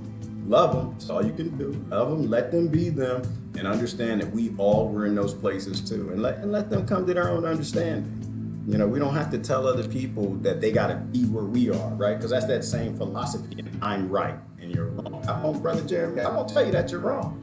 I will not tell you you're the wrong person. If you're looking for a debate, you want me to say that I'm right and you're wrong, it'll never happen. It'll never happen. I have no interest in conflict with other poor people. I love other poor people. My conflict is with a system that doesn't allow for any of the 10 Commandments to be applied anywhere ever by any religion, any church, any original setup. They don't allow for any love. They allow for human conflict. That's all they do. They just create isms and get people to fight. And I'm not interested in fighting poor people. No poor people did this to me. The Muslims didn't do this to me. The Christians didn't do this to me. The white man didn't do this to me. The black man didn't do this to me. I'm more of a Bob Marley type of person. The problem is the system. You can tell the corrupt from the uncorrupt easily. Yeah, maybe, Jeremy, possibly. I can't. I just think the system's corrupt. The system's corrupt, so I focus on the system. All right, let me see what we're talking about. The Bible is Gentile brainwashing. Well, it's designed to be, Kelly. And this was a hard thing for me to swallow, being raised in the church, that it actually was designed to control me. It was designed to turn me against God. Like, I think, I mean, we might disagree on some of it, but this is what I see from all my study, is that basically this big G God gave these 10 commandments to basically love everybody, leave everybody alone, and trust God, whatever God does, and the whole 10 commandments get up. You had to create a lot of extra scriptures to confuse people. You had to create a lot of other detail and stories and things to make it okay to break those 10 commandments. And so that's what I see. I see you have the kind of basic, leave everybody alone, love everybody, feed everybody, give them the shirt off your back, don't be a greedy bastard, don't be gluttonous, don't steal. And then you have all these other stories that these different kings and the canons added in to make it okay to break those commandments. Right? Like they literally made it okay to defy God, to defy those natural law, simple basic principles given to us to allow us to live on a planet of depleting resources and an explosively growing population. Like if you really look at natural law and like the basis behind the Gita, the Quran, the Bible, and actually Buddhism, it's all about get along. Other things are trying to kill you. Get along. Be a collective, love each other, and take care of each other. And I think the religions and the dogmas were formed because the kings saw that, and the kings wanted to be God. And so they took all the other scriptures of the time, they kind of picked and choose what they wanted to put in their own books to get people to defy God. That's how I kind of saw it. And so the things I saw in the church, I won't go through. I won't go through it. It's just when you're in the business of the church and you're behind the scenes and you see that it's being run like a corporation, like a business, you know, my goodness, from tithing rows to pastor having babies with the deacons' wives and the choir and all of the crazy stuff. And I'm just like, you people can't love God if this is what you're into. And that's when I just really got to that point. I was like, you know what? I'm going to seek God. I'm going to do what I was told to do. I was told to study to show myself approved. I'm gonna go do that. And I'm not judge anybody for where they are, right? There's a great, all types of great scriptures that basically say, leave other people alone. You don't know what you're talking about. You have a finite brain and God has this infinite brain, whatever God is. All these feelings in the comments. Yeah. Yeah, there's a lot of feelings in here. Okay, he's good company now. Jim Baker, Benny Hinn. Well, right. This is the dangerous thing, because religion is unfortunately it's become about control. Anytime anyone's trying to control you, that's when you walk away. That's when you walk away. You know, if they want to control them, I love people who like to control them. Love them all day. Brother Jeremy's a good brother. I don't think he's processing. Know what I'm saying? Hopefully you stick around, though, Brother Jeremy, and you see it. When people try to control you, that's when you walk away. I don't let anybody control me. So people can say everything they like. I love everybody, can say everything they want to say. I'm good to go with all of it. But I don't let any of it control me at all. You don't need to read the Bible to be righteous action. To be righteous. Actions speak louder than words. And that is true, Harley, and that's a scary thing that I saw. I guess y'all want to talk about religion today. So that's the scary thing I saw, Harley, was I saw my atheist friends were more godlike than the Christian friends. That's when what? Like, they were loving people. They were caring people. They were growing food and giving away. They were taking care of the poor and the homeless. And I just saw the churches I went to, they became mega churches, right? Just gold encrusted altars and, worshiping the calf and like crazy indoctrinated kind of stuff. But I saw my atheist friends like feeding the homeless. I saw them doing the things that were kind of handed down in my culture, which was just taking care of people and loving people, the things that Christ told them to do. And that's when I started saying, whoa, yeah, it's not about the Bible, and it's not about scripture, and it's not about Muslimism and Christianism and who's going to church on Sunday. It's about who's loving and who isn't, right? Who is, anytime there's a blind following, it's done, right? Anytime, and this is politics, this is nation ticks, it's religion ticks, it's race ticks, it's any ticks, it's identity politic ticks, it's all of those ticks. Anytime you have a blind following, then you're going to have a psychopath that steps in to control that blind following. And that group ends up doing some really horrible things always down the road. So definitely not about a Bible. It's not about any of the indoctrinated things. God left it up to us. Yes, Jeremy, God left it up to us. Absolutely. Totally agree. God left the whole thing up to us. Gave everybody free will. Said don't judge and just go out and love people. Absolutely. Come on. Leave it now. Live and let live. There you go, Christine. Live and let live. Just love people. Live and let live. Freedom of choice. Yes, Brother Jeremy. Free will. Absolutely. All right, y'all talking about religion still? Y'all really want to talk about religion? You guys are confusing about the original. Well, Jeremy, I think a lot of people here have done some study pre-Bible. And I think that's probably where there's a little conflict, is I was raised to think that King James and that's it, and it started there. And once you see that it didn't start there, it's hard to accept. It's hard to accept. It just, like the idea that my entire family was led astray and they led me astray is a hard thing to really process. But I want to know God. I don't want to know God-ish. America is corrupt. Yes, it is. America is very good. Hey, Brad from Australia. All right, I'm going to keep going. I don't. But I guess to a degree, religion is a nation. I guess it is. It acts like a nation to a degree. You know, they want to kind of get people together and get them to go fight and kill, and you know, and that's something I can't be a part of. My God doesn't allow for me to go off with the evangelists and murder people. All right, the other thing I want to show you, the internet is unreal. That was interesting. We got to go to the CIA, though. This is a significant story. To my right, NRS correspondent Michelle Greenspan is going to be filling us in on some of the information. Also, former Pentagon official Michael Maloof is also going to be sharing his insight on this. Michelle, let me begin with you.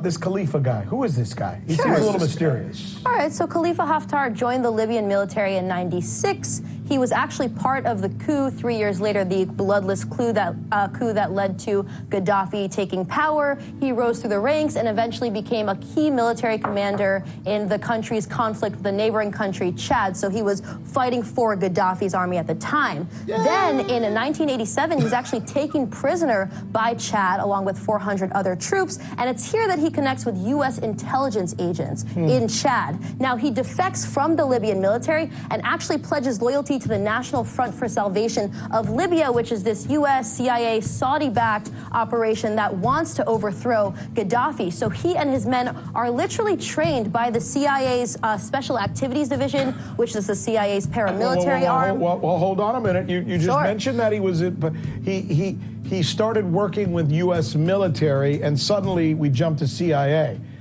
Where's the CIA connection coming? He's trained by the CIA's Special Activities Division, which is the CIA's paramilitary arm. I see. So that's where the U.S. connection comes from in like sabotage and other guerrilla skills. And this is also a Saudi-backed outfit. Now, this coup attempt to overthrow Gaddafi fails to the point where actually in 1990, U.S. officials had to rescue him and his fellow Libyans and find them a new home. They tried African countries, no one wants them, and eventually a U.S. military aircraft takes him and about 350 other men, including Haftar, to the U.S., and they're given refugee status. Then he continues to train with in rural Virginia in anticipation for another coup attempt, but this is where he is. He trains Haftar, here. yes. His training. Are you processing this? You ever feel like you heard this story before? Ever hear like this is a consistent and constant story? Saddam Hussein, Bin Laden. So they grabbed this cat who actually used to fight for Gaddafi, and they took him to America. He took him to Virginia, to be precise, and they trained him, and he trained further. He got his citizenship. This man is an American citizen, overthrowing Libya. This blew me away. Has anyone ever seen this story play out before? Here, let me just stop you for a minute, bring in Michael. Mike, the word that we've been hearing all day long is that this guy's a CIA asset. What the hell does that mean? It means that he was picked up by the CIA in a prison during the Libyan-Sudan war, and Gaddafi disowned them because they became prisoners. And Gaddafi, the Haftar feels, was trying to kill him. So consequently, he turned on Gaddafi. But maybe here's what I need to get from one of you guys. Once a CIA asset, always a CIA asset? Until you cross the CIA. And he hasn't, apparently? What do we know? Well, I guess what I'm trying to nail down. He has. This guy's a very powerful man, right? Sure. Who's moving on the capital of Libya. Right, Yes. now. So what's interesting is that, yes, he used to be a CIA asset, but now he's launching this offensive against the UN-backed government that NATO and the CIA helped install. So he's no longer useful to the CIA anymore. So it makes sense that he's being called what used to be a CIA asset instead of one that's current. But before that, you know, he had this cushy life in Virginia. He was bankrolled by the CIA. He had... people that were close to him were like, where's he getting all this money from? He lived right here, just like a few feet away from us right now in Virginia, voted in the Virginia elections, had a kind of cushy life here. He's enigmatic. I don't know if we can make any, draw any assumptions from that. But Michael, the reason, what I really want from you is, can you describe for me and for our viewers what the best case scenario is in all of this for the Libyan people? Libyan people is that they want peace. They are tired of fighting. And the possibility is that because Haftar is on the brink of going into Tripoli, he is also absconded with and taken over his forces with the oil in the south. So consequently, he basically controls about 70% of the country right now. Well, but when you say oil, ding, ding, ding, I'm thinking, oh, oil? Well, here comes the West, right? Or am I wrong? Wrong. Russia, France's Total, Saudi Arabia, they're all backing him. So... And again... Now, this is the crazy part. This is the part that's weird, but I think it still kind of makes some sense. Is that they're all backing him. So it's not just that he's a CIA asset and the CIA was on the side with the UN backside of it, but Russia and China, they all like him too. So it's an interesting, crazy thing. But this is part of one of the theories I have is I governments conflict a lot less than what they say in the news. I think, what's that Caesar saying? Thou protested too much ith. So they're all behind this guy taking. The other thing that's coming up is the election. Crazy, crazy things happening. But this is what I'm saying. Look out for the ooh parts. To me, this is an ooh part. It's an out-of-place artifact that, oh, we hate Russia and we're fighting Russia, but we're together with this guy behind overthrowing the UN-installed shills. This I find to be highly interesting. But of course, Libya doesn't have the oil Venezuela does, but we're still fighting over Venezuela. But do you see the game? Let me show you. Do you see the Game of Thrones in this? It's always a Game of Thrones.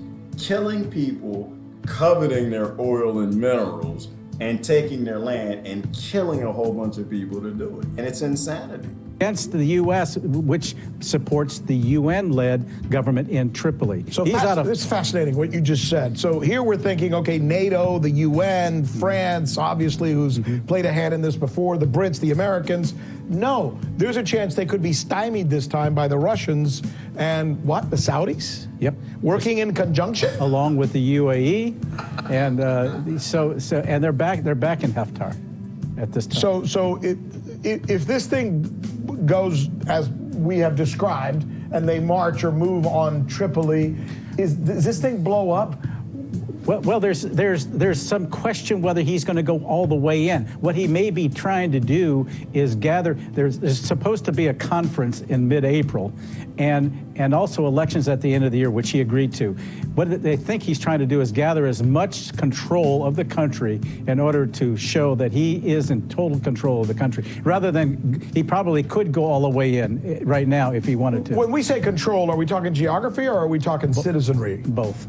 Both? Yeah. The people are behind this guy? Yeah, a significant portion of the population is behind him. They see him as someone who took initiative where others either didn't try or tried and failed to liberate this country from these Islamist militias. So this won him credibility, this won him popularity. To an extent, his influence is overblown, but he's definitely popular in the country. They yes. regard him, even though they might regard him as a tyrant, I personally look upon him as the modern-day Libyan Caesar.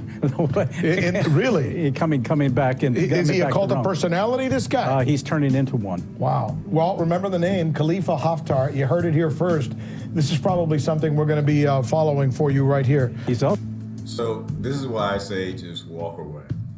Walk away. Walk away. Because, you know, there's being serfs and peasants, we're not allowed to know the details. And this is a total mess. This is a complete, none of it makes any damn sense from a geopolitical perspective. None of it. Because geopolitics makes no sense at all.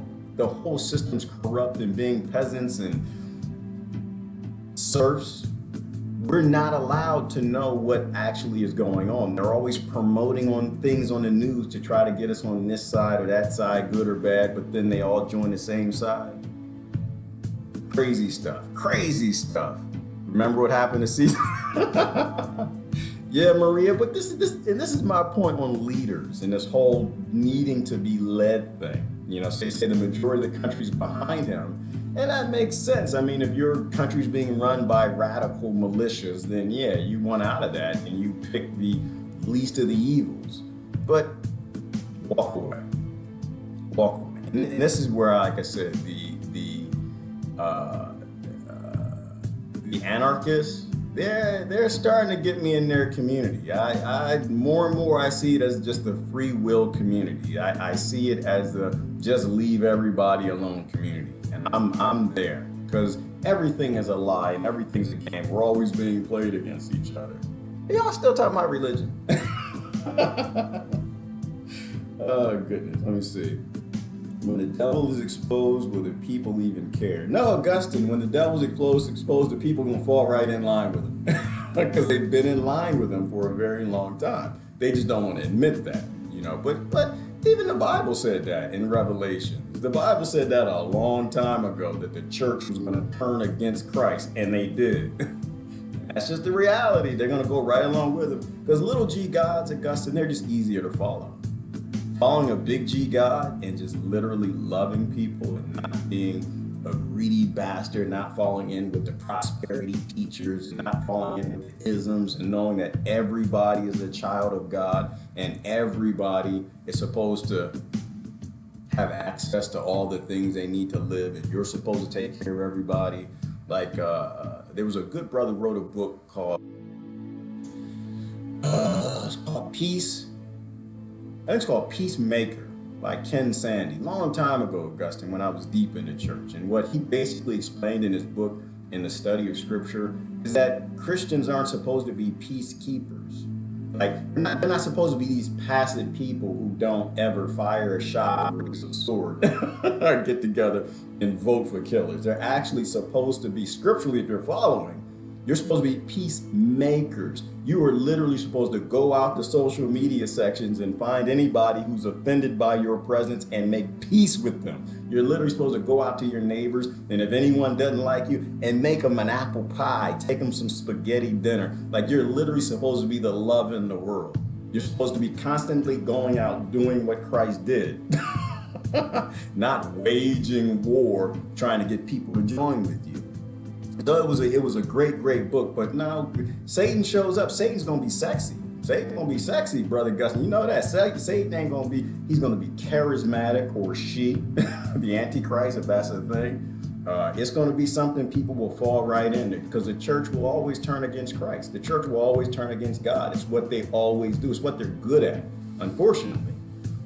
Because human beings and groups were fools. You know, groupthink is the most horrible thing, and that's why from the Dead Sea Scrolls, they took out the Gnostic text, because the last thing they want human beings thinking is that God is within you and you can find God for yourself. You actually don't need other people to talk to God or know what God is, that it's actually in you. But kings couldn't have Gnostic text in the book, so they had to take it out. They had to take it out. Why? Because you got to go to the Pope And the Pope will tell you how to find God. And there you get into the problems with the Catholic Church today. You know, you control people by becoming God, and that's what they did, control everybody. Wow, what a beautiful map. Power corrupts. Religion is often used as an excuse. It is, Marilyn. And I like how you said that, because that's what it is that you have these psychopaths, they go, because it's not religion, it's just any blind following. You have psychopaths who go into these blind following groups because psychopaths need that power, right? Like Sadhguru was saying, they're raised in environments that make them very rough people, make them warriors and survivors, and so you'll never hurt them. And so they seek power, all that epigenetics warrior gene stuff, and so they know that they can get power from being high in the church or power from being high in a government, and they run to those things. And it's an excuse, right? They're corrupt, they're dirty, they're foul, they're killers, got babies all over the world by everybody, they're in pedophilia and sex trafficking, all that stuff. But they know if they wear a nice suit, they wear some good cologne, they look nice and they're charismatic, which is what psychopaths are highly adapted to. If you ever listen to lectures by Dr. James Fallon, that they just have more tools than we do. They have more tools than we do to control other people. They're charismatic. They spend their entire life trying to figure out how to control people, what to say, how to dress, how to smell, what to look like. And they get inside your head, and they're great at it. And that's why the church has always turned against the scriptures. The church has always turned against God, and it always will. Because in groups we become that, and psychopaths always bubble to the top of all government. They bubble to the top of all religions. They bubble to the top of everything that has a long following. Because that's what a psychopath is. It's a predator of the human race. It's a predator of the human species. They're just people like us, but they were born in places and in environments, atmospheres that required they become survivors. And you're not going to stop a survivor from surviving.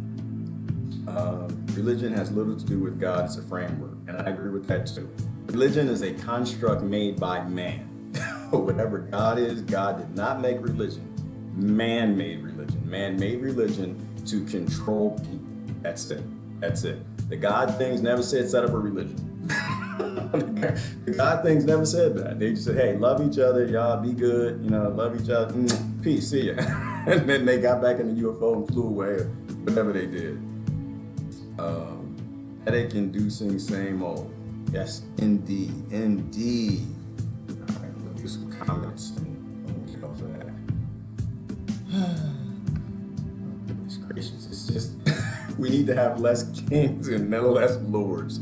We need more people who control themselves, who have their own free will, who don't take in their indoctrination and try to push it on other people. I dropped the bag on the iPad. No, it's not an iPad. Droid. I like Droid. iPad's a little too uppity for me. I don't have an iPhone. I'm more of a Droid open source.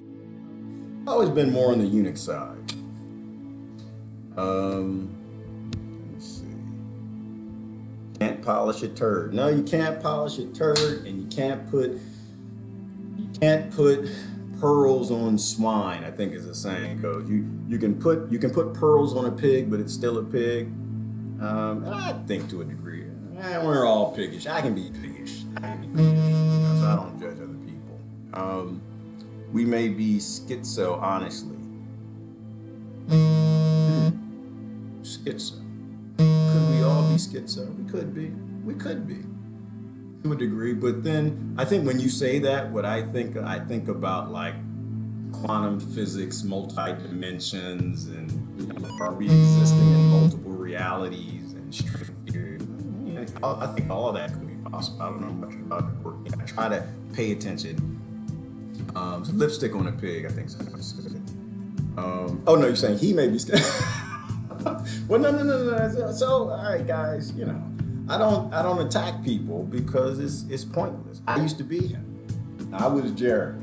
I don't know that I was Jeremy, but I was kind of like him, right? And so I let people grow up in their own time, and I think we should do that. I think we should just share information and let them make their own minds up.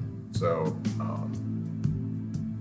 let me see. In the spring equinox, yet another pagan holiday.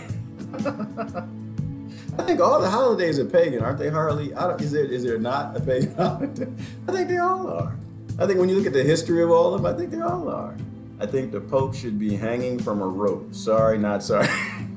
All right, I don't think the Pope should be hanging from a rope, Maria, but I think the Pope shouldn't have any power to put other people on ropes. Let me say it that way. I don't think the Pope should have any power to have archbishops putting children in ropes. I'll say it that way. I think it's the power in the system that they get these blind following. And that's a great example. That's a great example of people not actually believing the scripture that they actually read and they want to beat you over the head with, which is, look at the Catholic Church. Like if I were in the Catholic Church, there would be nothing on my mind other than cleaning up my own house. But it's kind of like the Democratic Party. Same thing with this blind following or the Republican Party. When you got things that are dirty, it's easy to look at somebody else and say, no, we're the good ones. You're the bad ones. We're right? The same thing. It's the same. We're right. You're wrong. We might be right-ish. We might got a little dirt on the floor, but we're going to worry about the dirt on your floor. And that's how it goes. Oh, Easter is coming. Okay, that's what we were talking about. Yeah.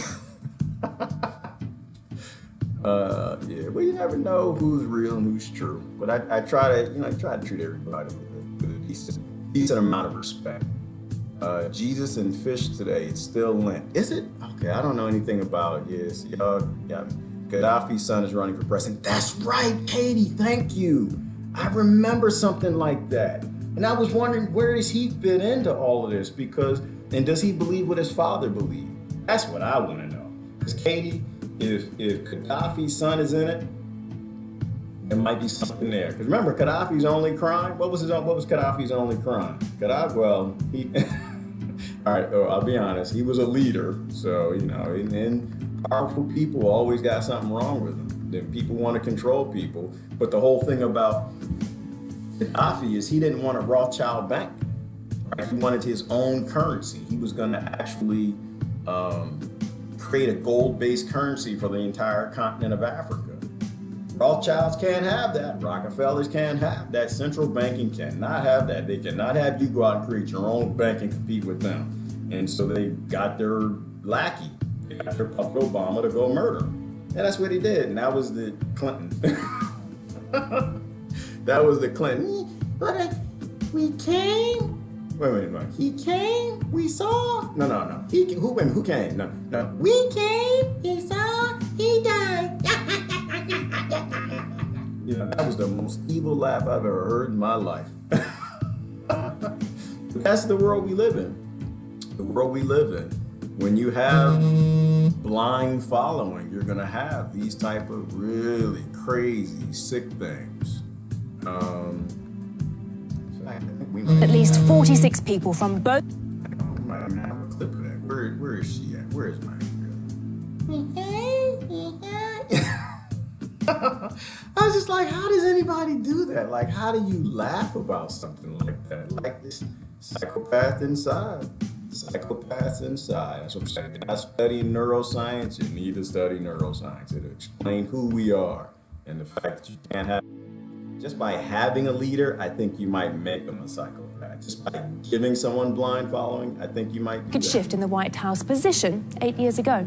Solution is the only way to solve the crisis.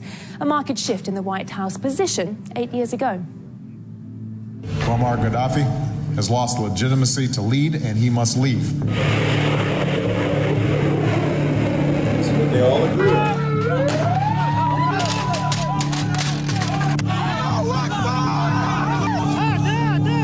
We came, we saw, he died. You showed the world you would get rid of a dictator, and you would choose. You showed the world you would. Saw, he died.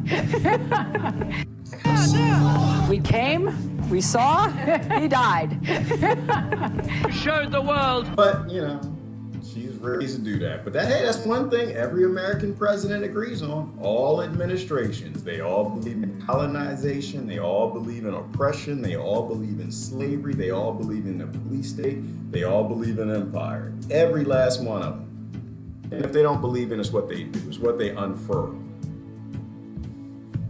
Oh, it's cold-blooded, Harley. It's cold-blooded. When you look at what they did to Gaddafi, I can't even imagine that. Like, even if Gaddafi was a bad guy, you know, like Jeffrey Dahmer, like even still, he did some horrible things, right? I mean, he killed and ate like 11 kids or something. We starved 85,000. 85,000. How bad is Jeffrey Dahmer? But you know, I was looking at something, they said Jeffrey Dahmer, he actually had remorse because he killed he killed quickly, and we don't. Look at Saudi, what they did to those 85,000 children, million people they killed, they starved to death slowly. Like at least Jeffrey Dahmer had a semblance of humanity. Semblance, if you can call it that. Did the Congress apologize yet for Yemen? Did the Senate? Did the Obama administration? Is the Trump administration? Nope. They all agree on that. They have all 100% agree that Jeffrey Dahmer was a serial killer and they're good guys. They're the good guys. That's why I don't play the whole Trump-Obama thing. I don't do it. I just say, focus on the oligarchy.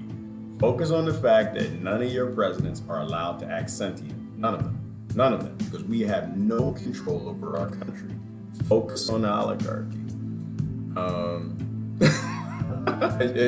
She is nutty. She's Nutty Maria. Right? And she's not bad. Lots of laughter. Well, Sharon, like, well, I'm saying again, it's just this. If I were born Hillary, and I were born with her brain makeup, and I was born with whatever she had, whether it was wealth or fear, if she was, abused or whatever, we all become what we're supposed to become. We have a society that makes Hillaries. We literally have a society that manufactures people with mental illness on a regular basis. She just lucked up and she got in government.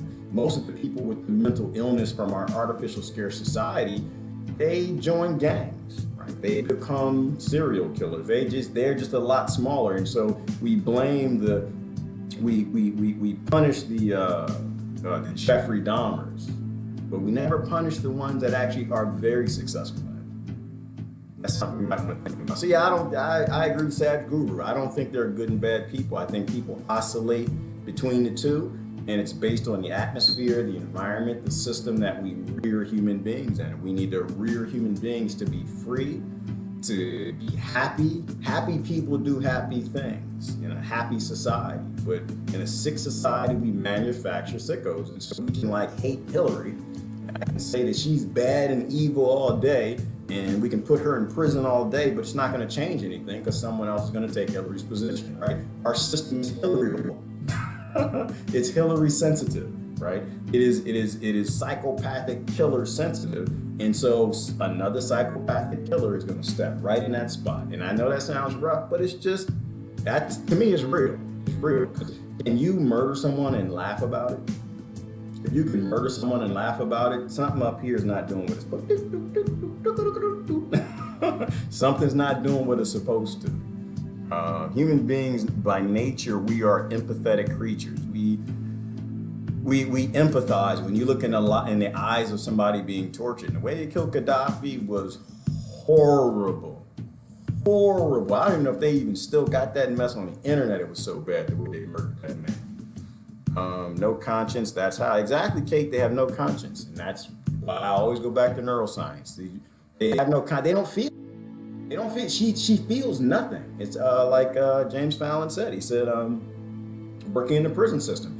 He said, he went in the prison system to help the inmates. And he said, once I got in there, once we started doing brain scans and really starting to understand the problem and seeing the portions of the brain that are actually working and not working, he said that some of these people you can't ever let out. I mean, you got to put them in a better place. You can't keep them and make them a worse monster. But they said that these people are psychopathic killers. They've been abused from children. They were made this way. Our system made them this way. And you can't ever let them out, because asking a psychopathic killer if murder's bad is like asking the blind person, what does light look like? They have no idea. They've never seen it before, right? A psychopathic killer, they have no idea that it's bad to laugh about someone who had a bayonet or a knife shoved in their anus and murdered like Gaddafi. She doesn't even see it. She doesn't even feel it. So you're spot on, kid. And that's it. There's no conscience. And so that's why I try to think the way that I do, that we need to make more kids with conscience, not go after the people who have no conscience. We need to take them out of positions of power because they're going to manufacture more, right? They're going to, you know, because they have no conscience, they're going to roll out laws and legislation that are largely unconstitutional and evil that create more like them, because everybody wants more people to be like them. Every single one of us, the devil inside, yes. Yeah, well, we all have that potential, Maria. We all have that potential. Every last one of us has those 27 warrior genes where we can become some devils if we need to. You know, I use the fact that I don't have those genes flipped on. I have that privilege and that supremacy that I wasn't reared in a place that flipped those genes on. And I try to use my little power that I have to say we need to stop making people who become that. But we all have that potential. We all have that potential. All somebody has to do is put you in a room and abuse you for a couple years, and we'll all be Hillarys, every last one of us. Cold-blooded, yes it is, Brother Harley. Every single one, exactly. 2 wrongs don't make it right. No, they don't, Harley, and that's the way I think you know. It's that violence. It's that concept of violence. It's that concept of 2 wrongs do make it right, where they'll convince you to go out and break all those commandments, break all the commandments to get whatever power or greedy thing you can have, and it's based on this idea that if they did it, it's okay to do, and it's like, no. Now Trump acts like Hillary, like Obama, like Bush. Y'all don't get it. And I agree with that, John. I agree with that. The only place I back out is I just say there's always enough of a subtle difference between them to get people to blindly follow them or blindly hate them. Like, they have to be charismatic people. That's the only real difference. But if they can get a blind following like a church, if they can get a blind following like a God or a nation, then they're useful to this Rothschild Rockefeller world. You know, and so it's the model we need to fight. It's this model of needing to have allegiance to a king, to have a crest to go off and fight for. And that's what I see in national flags. They're just family crests of the central bankers that own these nations. The only thing I appreciate about Trump, John, is that he's different. He's different. Sometimes you got to shake the bag up. Sometimes you got to shake the bag up. And I'm tired of seeing lawyers become politicians in those positions. I'd rather see homeless people, stay-at-home mom, even actors, TV hosts, Twitter thugs. I'd rather see more of American people become that, not people beholden to these kings. And I think he's different in that way. I think he's more like a bull in a china shop-ish, right? He doesn't make murder look sexy, right? He doesn't make genocide look good. He's a different type of sociopath. And because he's different, I think we can use that to make the world great again. I think we all can use that because you have less people, like even my friends who still are, I guess they voted for him, and I don't know if you would say they support him, they're more honest about the fact that, you know, like, look, the world is ugly. Right? Like, I didn't say he was God. He wasn't Jesus come again like they said Obama was. This guy's in office, and we put him in office because we didn't want Hillary in office, because the Democrats make killing people look too sexy. They're just a little too good at it. The Republicans, not so much. You know, and I get that, and I understand that, and hopefully it's making more anti-establishment people. You know, but I don't believe the fantasies. I don't believe the fantasies that he's taking on the deep state.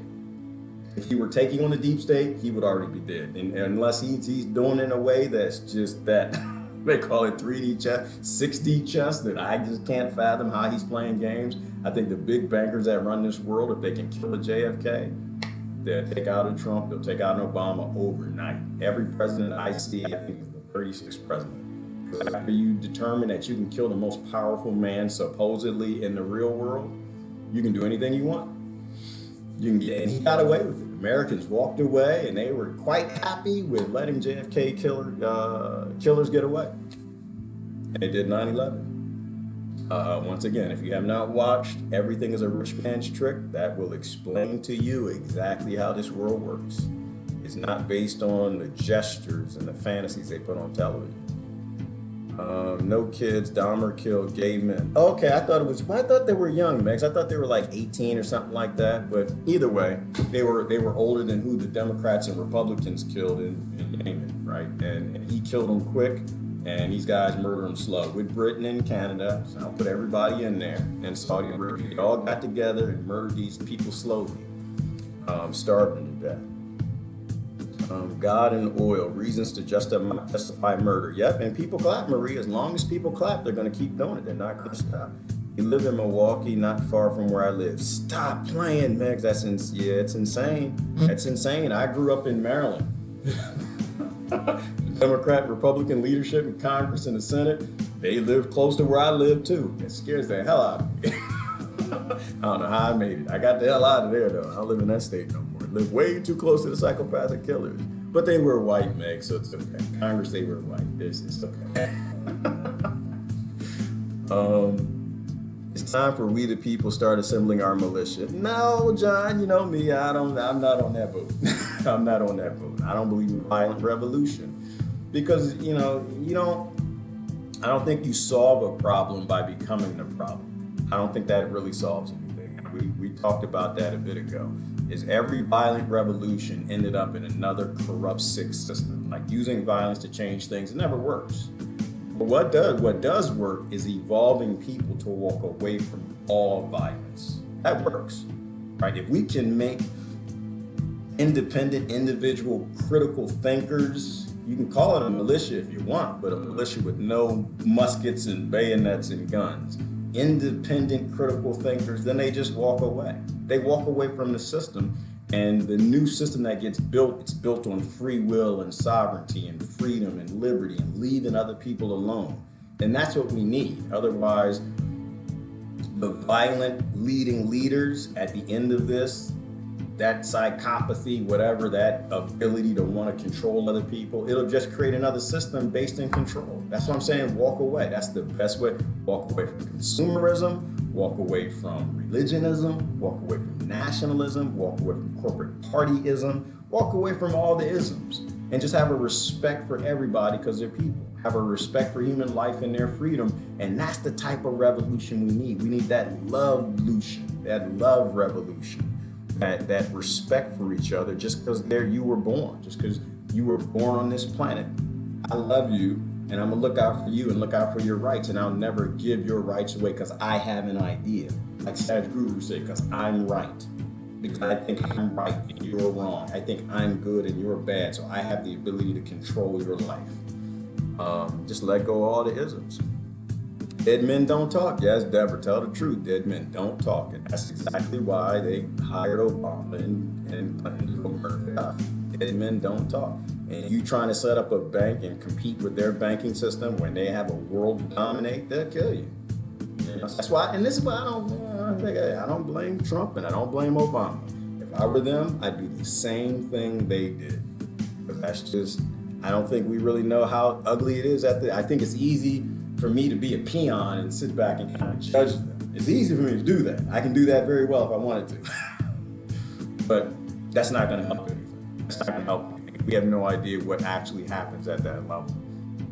Gaddafi was brutally and savagely murdered. Yes, he was. Nothing to laugh about. Exactly, Kate. It's disgusting. It's crazy. No matter what he did. I mean, you have to be a psychopath to want to see that type of blood. That's insanity. As long as we have money-based oligarchy, there will be violence. Exactly, Susan. And you know what the funny thing is, though, Susan? If you said that 10 years ago, people wouldn't get it. Now more people get it. Now more people understand that it's not the love of money that's the root of evil. Money makes you love it. Money is evil. It's for money to exist anymore, and money's going away. And there's nothing we can do to keep it. The sanctions are always for the innocent. The West never gets sanctioned, right? Well, because I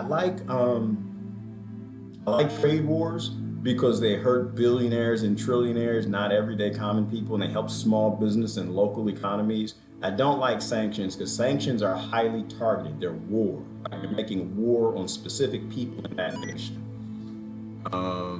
What's up with the air horn, brother G? You heard of air horn? Was that a duck? That was not me. I did not pass nothing. Venezuela right now, both parties support the killing for a so-called good cause. Exactly.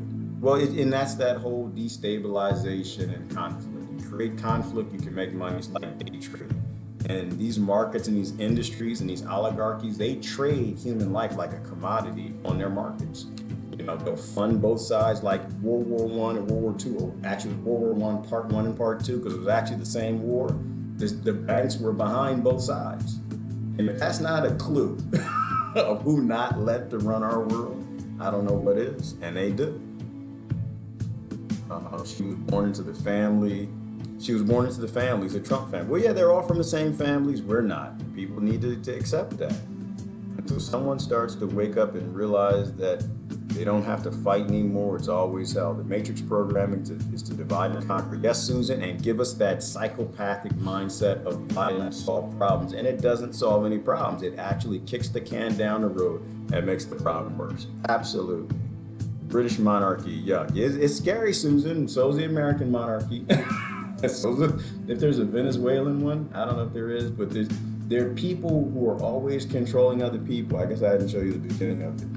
It wasn't just a British monarchy. I was kind of having a little fun with this. I was kind of going like this. I was putting different heads on them. Because it's always the same thing, right? It's always the same thing. They just swap people in and out. They swap people out. If it wasn't, you know, her, you put BB in there, you put John D. Rockefeller in there. Like you can, it's always swappable, right? Because we believe identity. So I like to swap faces. You can put Obama in there, and it all works. It's all the same thing. It's all the same thing. It's the system. We don't need family crests to go and fight our wars and fight for them. We don't need to do this. We need to walk away like the guy in Braveheart. Two guys in Braveheart, they had it. Karma will do the yes. Yes, it will, Christine. Love people. Karma does what it does. Shiny, happy people. Yes, Maria, we need to be shiny, happy people. Make a system that makes happy people. Find a government around the world that makes people less psychotic, less wanting to commit suicide. Find a government around the world that has a military, which I don't think government should have military, but find one where the military doesn't have 22 soldiers a day committing suicide. When you find that, then you find something that's pretty decent. The backwards world, you are living in the backwards world you are living is stretching its capabilities. Let me see, Teresa, let me see. You cut the Hydra head off, it grows back. Yes, Justin, thank you for that analogy. Thank you. That's what I'm trying to say. That's precisely it. It doesn't matter. You keep cutting the heads off. I can keep replacing these heads and it doesn't really matter. You know, you cut the head off, you still got this hydra of a central banking system that keeps growing new tendrils. It's always going to make a new Obama and a new Trump and a new Bernie, a new Kamala and a new May and a new Merkel and a new Putin. It's always going to make someone for you to worship. It's always going to make someone for you to follow. And we need to stop following. I do believe there's a difference in timelines, and my timeline doesn't include any of this nonsense. Absolutely. Totally agree. We have to stop falling for the nonsense. The nonsense is too believable. We got to stop believing the mainstream media. Why do MS protect pedos? DS anyway. It's not right. I've gotten banned for calling them out, and the sickness is spreading. Well, because like we were saying earlier, like Lori mentioned, is that you can make an intellectual emotional, you can ruin them, you can break them. You can get them into groupthink, they will embrace anything that their leaders tell them to. No matter how evil our indoctrination, enough light shines through to help us choose differently.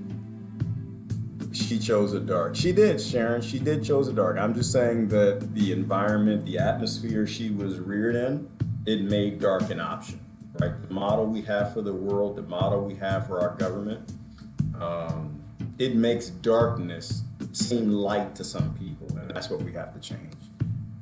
If we focus more on the system that makes people, the system that empowers, than the sick people, then we can stop making more sick people. It's executive functions in the front lobe that does not fire. Right, the executive function in the frontal, right, it's the frontal lobes is that,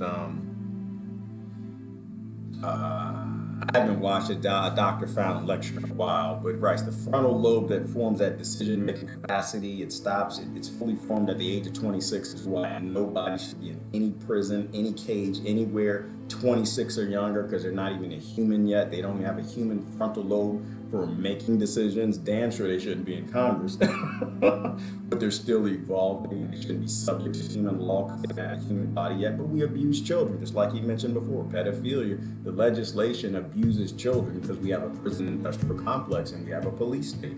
But by the same token, any damage to that before the age of 26, it affects decision making. And in Hillary's mind, she's a good person. In her mind, she's right. And I think she thinks she's good. In Obama's mind, he's right. He thinks he's good. In Trump's mind, he's right. They think they're good. It's those of us who get behind and support them are the ones who should know better. That's how I see it.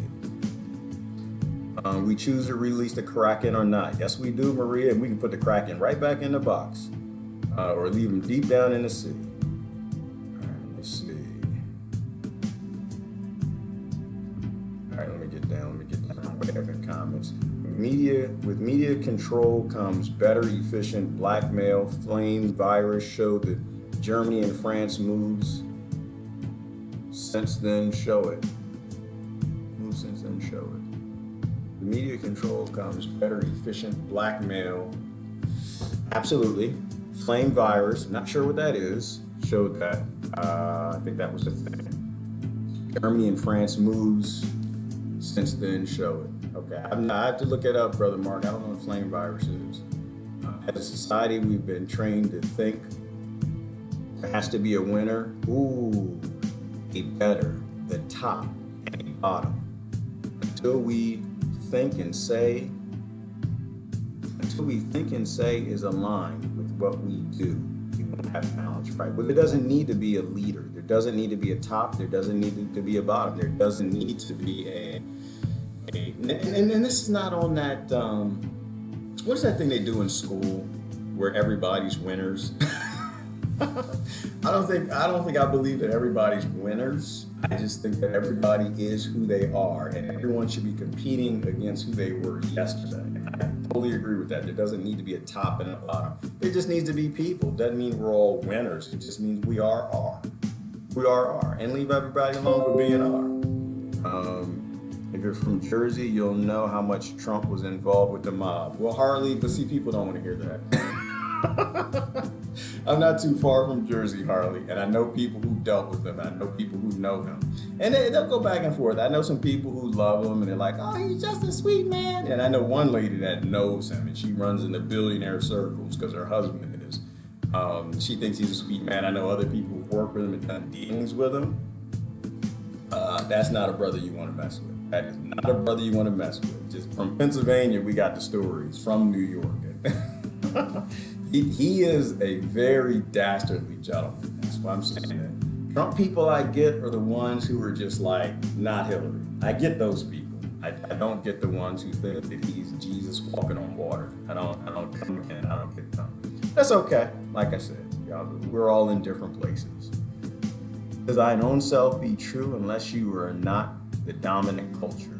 Ooh, yes, Teresa. I bet Trump doesn't even know how to play chess. You know, Maria, and he doesn't have to. He doesn't have to. He was born in the right family. He was given the right power and the right privilege, and he's living out his life the way the system allows him to. Guess what the strongest healing medicine is? Question mark. Teresa, I don't know what the strongest healing medicine is, but when we talk about healing in medicine, I don't think any healing medicine, anything healing's made into a laboratory. I don't think they're made in laboratories by Big Pharma. So what the greatest healing medicine, I would think, which I'm pretty sure you answered down below further, I would say it has to be something we've eaten a lot. It has to be something very prolific. And this is my theory. I don't know if I've mentioned it to you before, but we ate a lot of things all throughout our evolution process. The things we ate the most, the things that grow the most prolific, the things that were within reach, the things that grow most over the planet, our body simply learned to solve most problems with compounds from that plant. It doesn't make the plant a superfood. It just means that that plant makes conditions in our body easier. It solves cancer, and it solves this, and leukemia, and cardiovascular disease, and inflammation. All the challenges we have, our body's a machine, and it's always evolving and learning and thinking how to solve problems based on what it has the most. And whatever we ate the most, that's what we need the most. It's like a cow. You put a cow out in the field and eats a bunch of grass, magically it doesn't get sick. Imagine that. But if you take a cow, you give it corn and trash and everything else you just want to throw in there, and soybean because it's cheap, it becomes a very sickly animal that makes the humans sick that eat it. So I don't think there are any superfoods. So the greatest healing medicine, I would just say, is whatever food we ate the most. You take a cow, you put it in the field, magically it's really healthy and it lives to be long. It grows out to be a big, massive, strong bull. Same thing with a human. If you put a human in a field that where it grazes to eat what it naturally ate, dandelions, cannabis, deep leafy greens, hemp, all the things that grow prolifically, the human being discovers amazing health. So I'd have to say that. Medicine is thy food and food is thy medicine. That's my answer. Seth Rich 2020. Yeah, well, the Democrats made sure that that ain't gonna happen, didn't they, Mark? All right, let's get down. I gotta get out of here. I met a person who was there during the Dahmer's murders on a transfer. Wow, like nothing happened. Yeah, you know what, Daniel? I meet people every day that are here during the genocides. Like nothing happened. I know people got their 2020s getting ready to vote, like nothing happened. Like the genocide in Yemen completely did not happen. I know people who are about to vote again like we're not about to invade Venezuela. I know people about to vote again like we're not about to help destroy Libya again. All of them holding hands, neoliberals and neocons, they're all the same. They all love war, they all love violence, they all love violating the 10 Commandments everywhere they can. They all will break national law if it'll get them a dime in the pocket and a good return. So, yeah, I guess for me, Daniel, I have a hard time disassociating the people who might kill 11 people or one person versus those who killed 85,000, 5 million people since 9/11 for the banks. It's one thing, and to be honest with you, I have more sympathy for Dahmer and the rest of these psychopaths who were raised, who were abused and turned into monsters. Some monsters were turned that way versus monsters that actually do it for greed. There might be a difference. They're all still psychopaths. We're still using our non-psychopath privilege to talk bad about them. But I'm trying to talk about their actions. But I think there's still a little difference between those who do it for money and power versus those who do it for something else, for some sort of weird need we can't get. And psychopathy is a spectrum. I don't pretend that I'm a neuroscientist, but it is a spectrum, and that's what they say. And there are those who are further up on that spectrum and those who are lower down. So I think if you can starve people and watch them suffer and die in pain and torture, even if they're children, I think you got to be a little higher on that spectrum than a Jeffrey Dahmer who kill people. Sanctions, yes, it's war on citizens. It absolutely is, Kate. It's all evil. Let me see. They keep killing peace, keepers of this planet. Perhaps we're on a planet in perpetual purgatory and it's never meant to be healed as a whole, only individuals. Then we move on to the next dimension. See, Sharon, you stop that. You stop that. That's sexy. Stop saying that. That's that stuff I fall into. I'm like, yeah! Like, I want to get out of here. You know what? And on that theory, that's what I think when I think of stuff like that. It's like, it's why do all the good people die? Why do all the good people die first, it seems, and leave the rest of us little greedy bastards here? And I think that might be it, is that we learn to you learn peace and you learn love, and this planet's purgatory and torture, and Democrat, Republican, psychopathy, and double bill, and like these monetary systems and just murdering people. And after you figure it out, and after you solve the puzzle, and you actually start to stop supporting these things, then you die. And you move on to the next world. Oh, Sharon, something you love. There's a great show on Netflix. It's called The OA. You should watch it. You should watch it. Jump in between dimensions. Great show. I'm on season 2. I don't have enough time to watch it and keep up with it, but it's a great show on that theory. Makes a lot of sense to me. Like, we're here, because that's what people with religion. Well, why are we here? Why does this world keep resetting? Why are we on a planet that keeps getting destroyed every 6,000 years by flood because the core flips around? Well, you're supposed to learn something. Focus on what you're supposed to learn. You know, whatever creatures that are more powerful than we are, they keep coming around saying, hey, y'all need to love each other and share with each other and feed each other and give each other shirts off these backs and not covet each other, not covet your neighbor's wife or his oil or their culture, you know. And some of us get it and some don't. And I kind of think that the ones who don't get it, they keep getting reset and they keep relearning and relearning and relearning. And they just keep failing, keep failing. They can't figure out how to get out of violence and they have to stay here till they figure it out. And other people who figure it out, you can get out of here and move to the next thing. And that actually makes a lot of sense from a the world being set every couple thousand years perspective. Sharon, you got me on something because I was actually thinking about this the other day. I was trying to figure out this whole CIA Adam and Eve story release document and Antarctica. You know, like, why do we have a military? Why are there over 200 military bases in Antarctica? It's a frozen block of ice. And this is what I'm thinking. I could be wrong, Sharon, but along with this, you know, us being put here and the planet resetting, wiping everything clean because we become corrupt and we start over, is that the one place that's going to be preserved anytime the world gets flipped around, it's Antarctica. Antarctica. If you want a military in the post-apocalyptic world, you got to put them in Antarctica. Why? Because Antarctica's frozen right now. It's at the southern pole. And when the planet flips, it's frozen, right? So everything that's under the ice is still largely protected. And then it stays in the warm tropical area, the equator, for like, they say a couple hundred years. I think 500 years was the last time, the flood of Noah. It melts. And if your military's there, you're relatively safe.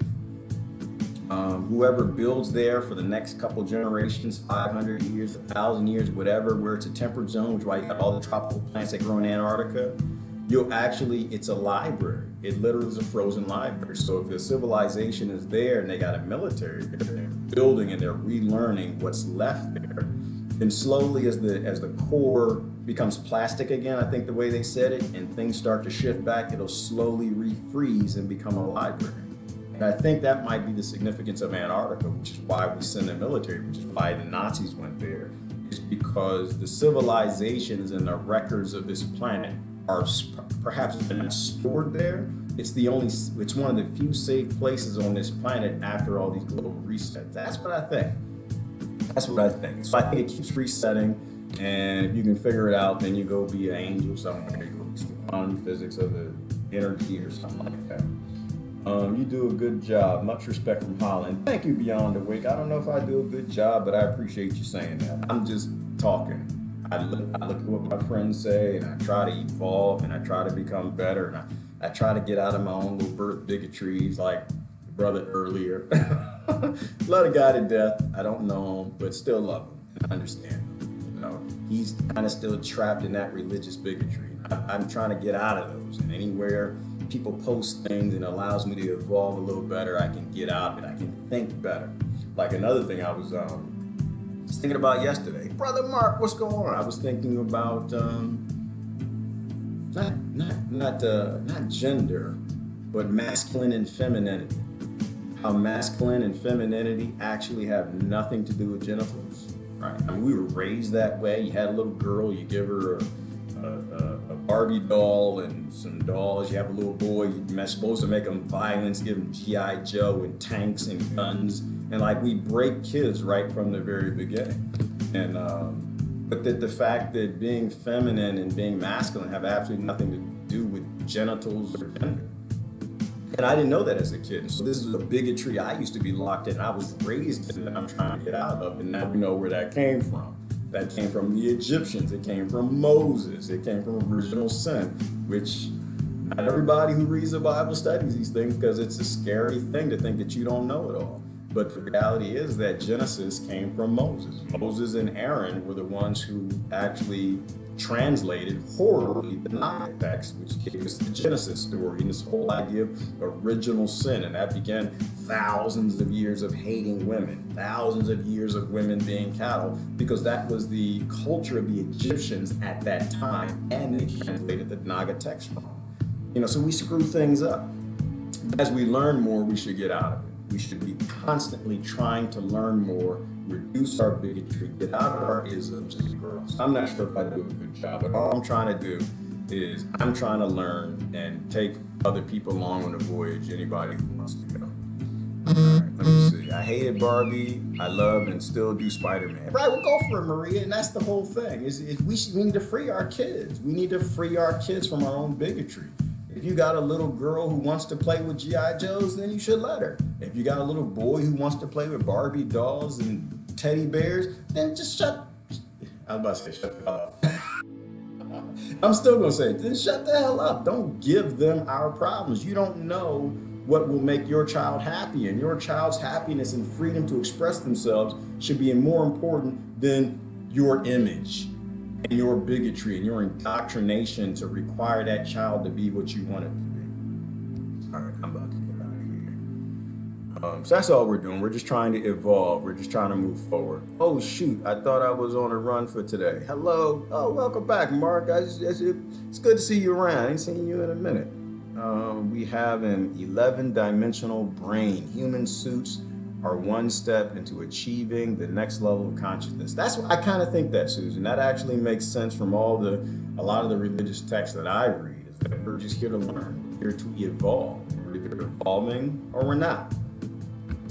And I unfortunately spent too many decades not evolving because I was not living my own life. I was living what I was told to live. And I'm not doing that no more. Moving out of it, growing out of it. Bonobos get along better than yes. Yeah, bonobos do, Mark. And I share that bonobo story anytime I can. We're 98% monkeys. We don't have to act like chimps. We damn sure can become bonobos if we want to. But it means we gotta put a little more matriarchal respect and matriarchal isms in a society that has a lot of people who are matriarchs, right? But Moses broke that for us. And you have too many people who worship Bible, worship books and texts, and you stop worshiping the text and start worshiping the things that God thing wrote down. Like, worship the God thing, don't worship the book. And that was probably one of my biggest problems with the church, is that there's so many people who are there who can't even see that they're literally worshiping a book. They made a book a golden calf, and they can't see that. They can't see that they're willing to turn their back completely on everything their gods taught to get some sort of credit with the other people who worship that book. And it's just this weird psychopathy, satanically weird, Satan taking over the church evil thing. And earth decomposition, when the ice pack melts, the land rises. Right, the land rises. Right? And so it's higher up, which makes sense. And it means that you're protected in Antarctica while the Earth is going through its thing, and it moves back and it refreezes. And so it would make sense that somehow Hitler figured that out. Somehow the Nazis figured that out, going across Europe, taking all their ancient texts, reading and realizing that Antarctica is a very powerful place because it's the only place that makes it through these pole shifts. And so everyone makes sense that the United States and Britain and France and everybody have this agreement that none of the poor people can go there. None of the poor people can go there without permission from the rich people. And they send their militaries there. And so the next time that Earth flips, and the interesting thing, the thing I think we have to focus on, Susan, is that, yeah, the Nazis wanted to go there 60 years ago. Why? And now our government now went right there right after them, and they're staying there. There's a good little hint. There's a good little hint on when they think that the poles are going to shift again. There's a hint.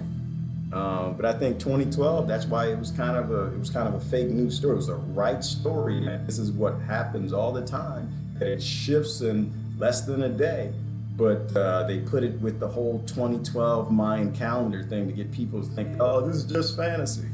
You know, then all comes the CIA released document saying, no, it's not fantasy. That one day all of this is just going to flip, and all that's going to be left is whoever has the biggest military in Antarctica with all the big bunkers for all the elites and lords and kings that everybody's voting for. That's what I kind of think. All right, get out of here. Getting a taste of the new flavor around here. Yeah, it's a new flavor, Mark. Always moving forward. Only the good die young. Only the evil seems to last forever. Yeah, and it makes sense, Daniel. This is an evil place. This is an evil place. The evil things happen in this system, in this model, things that are inhuman. Then only the things that succeed will be probably people that are pretty evil. That's why I don't like that word success, Daniel. You say, I'm successful. What does it mean to be successful in a monetary system that's based on killing people, that allots for killing people? What does it mean to be successful in a monetary system that allows for children to starve to death? What does it mean to be successful in a monetary system that puts children under the age of 26 in prison in mass, in cages? What does it mean to be successful in a monetary GDP system that oppresses people? I don't know that I want to be successful in a system like that. I don't know that that's a good thing to be successful in a very evil system. So yeah, I think the good die young and the evil succeed. I hate to say that, but maybe that's why it's easier for a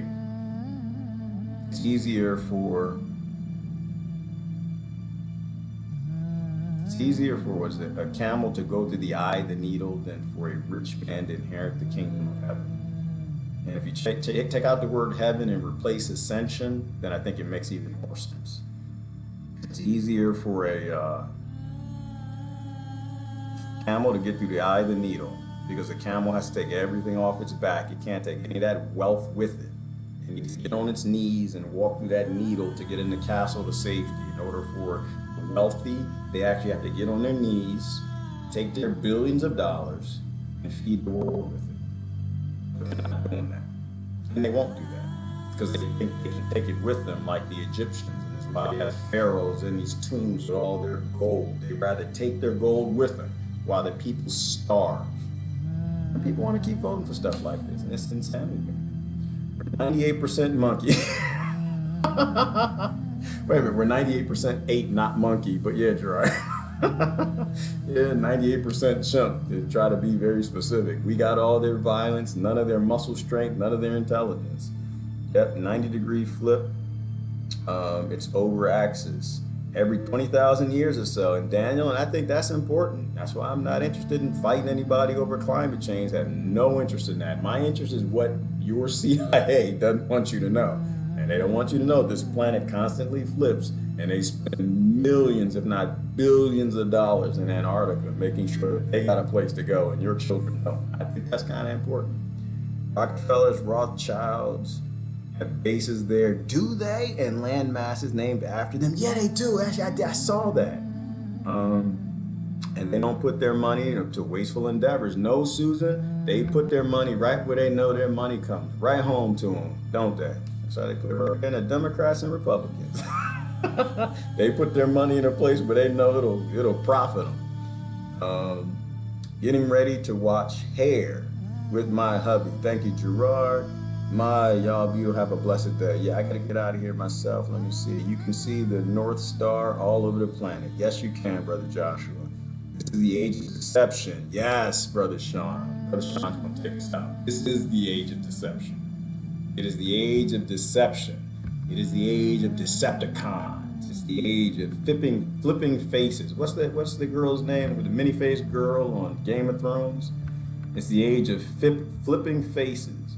Don't be confused by the flipping faces. Our biggest problem is we live on a controlled planet. We live on a planet enslaving human beings. And the only way we get out of it is we stop believing the faces. Stop believing the faces. Fight the power, not the powerful. Fight rage against the machine. Don't rage against the machine's wheel. don't sit there and beat the bumper. I see people doing all the time, just fighting the bumper. Don't fight this bumper. No, rage against the entire machine. That's how we win. That's how we move forward as a species. Anyway, I had to get going. Brother Sean left us out with, we live in the age of deception. Try not to be deceived. There are those who want to have power over you. They are given that psychopathy, and they're going to make you look like a fool. All right, I got to go. This is Gerard. Love y'all to death. Y'all have a wonderful day. I am out of here. Bye-bye.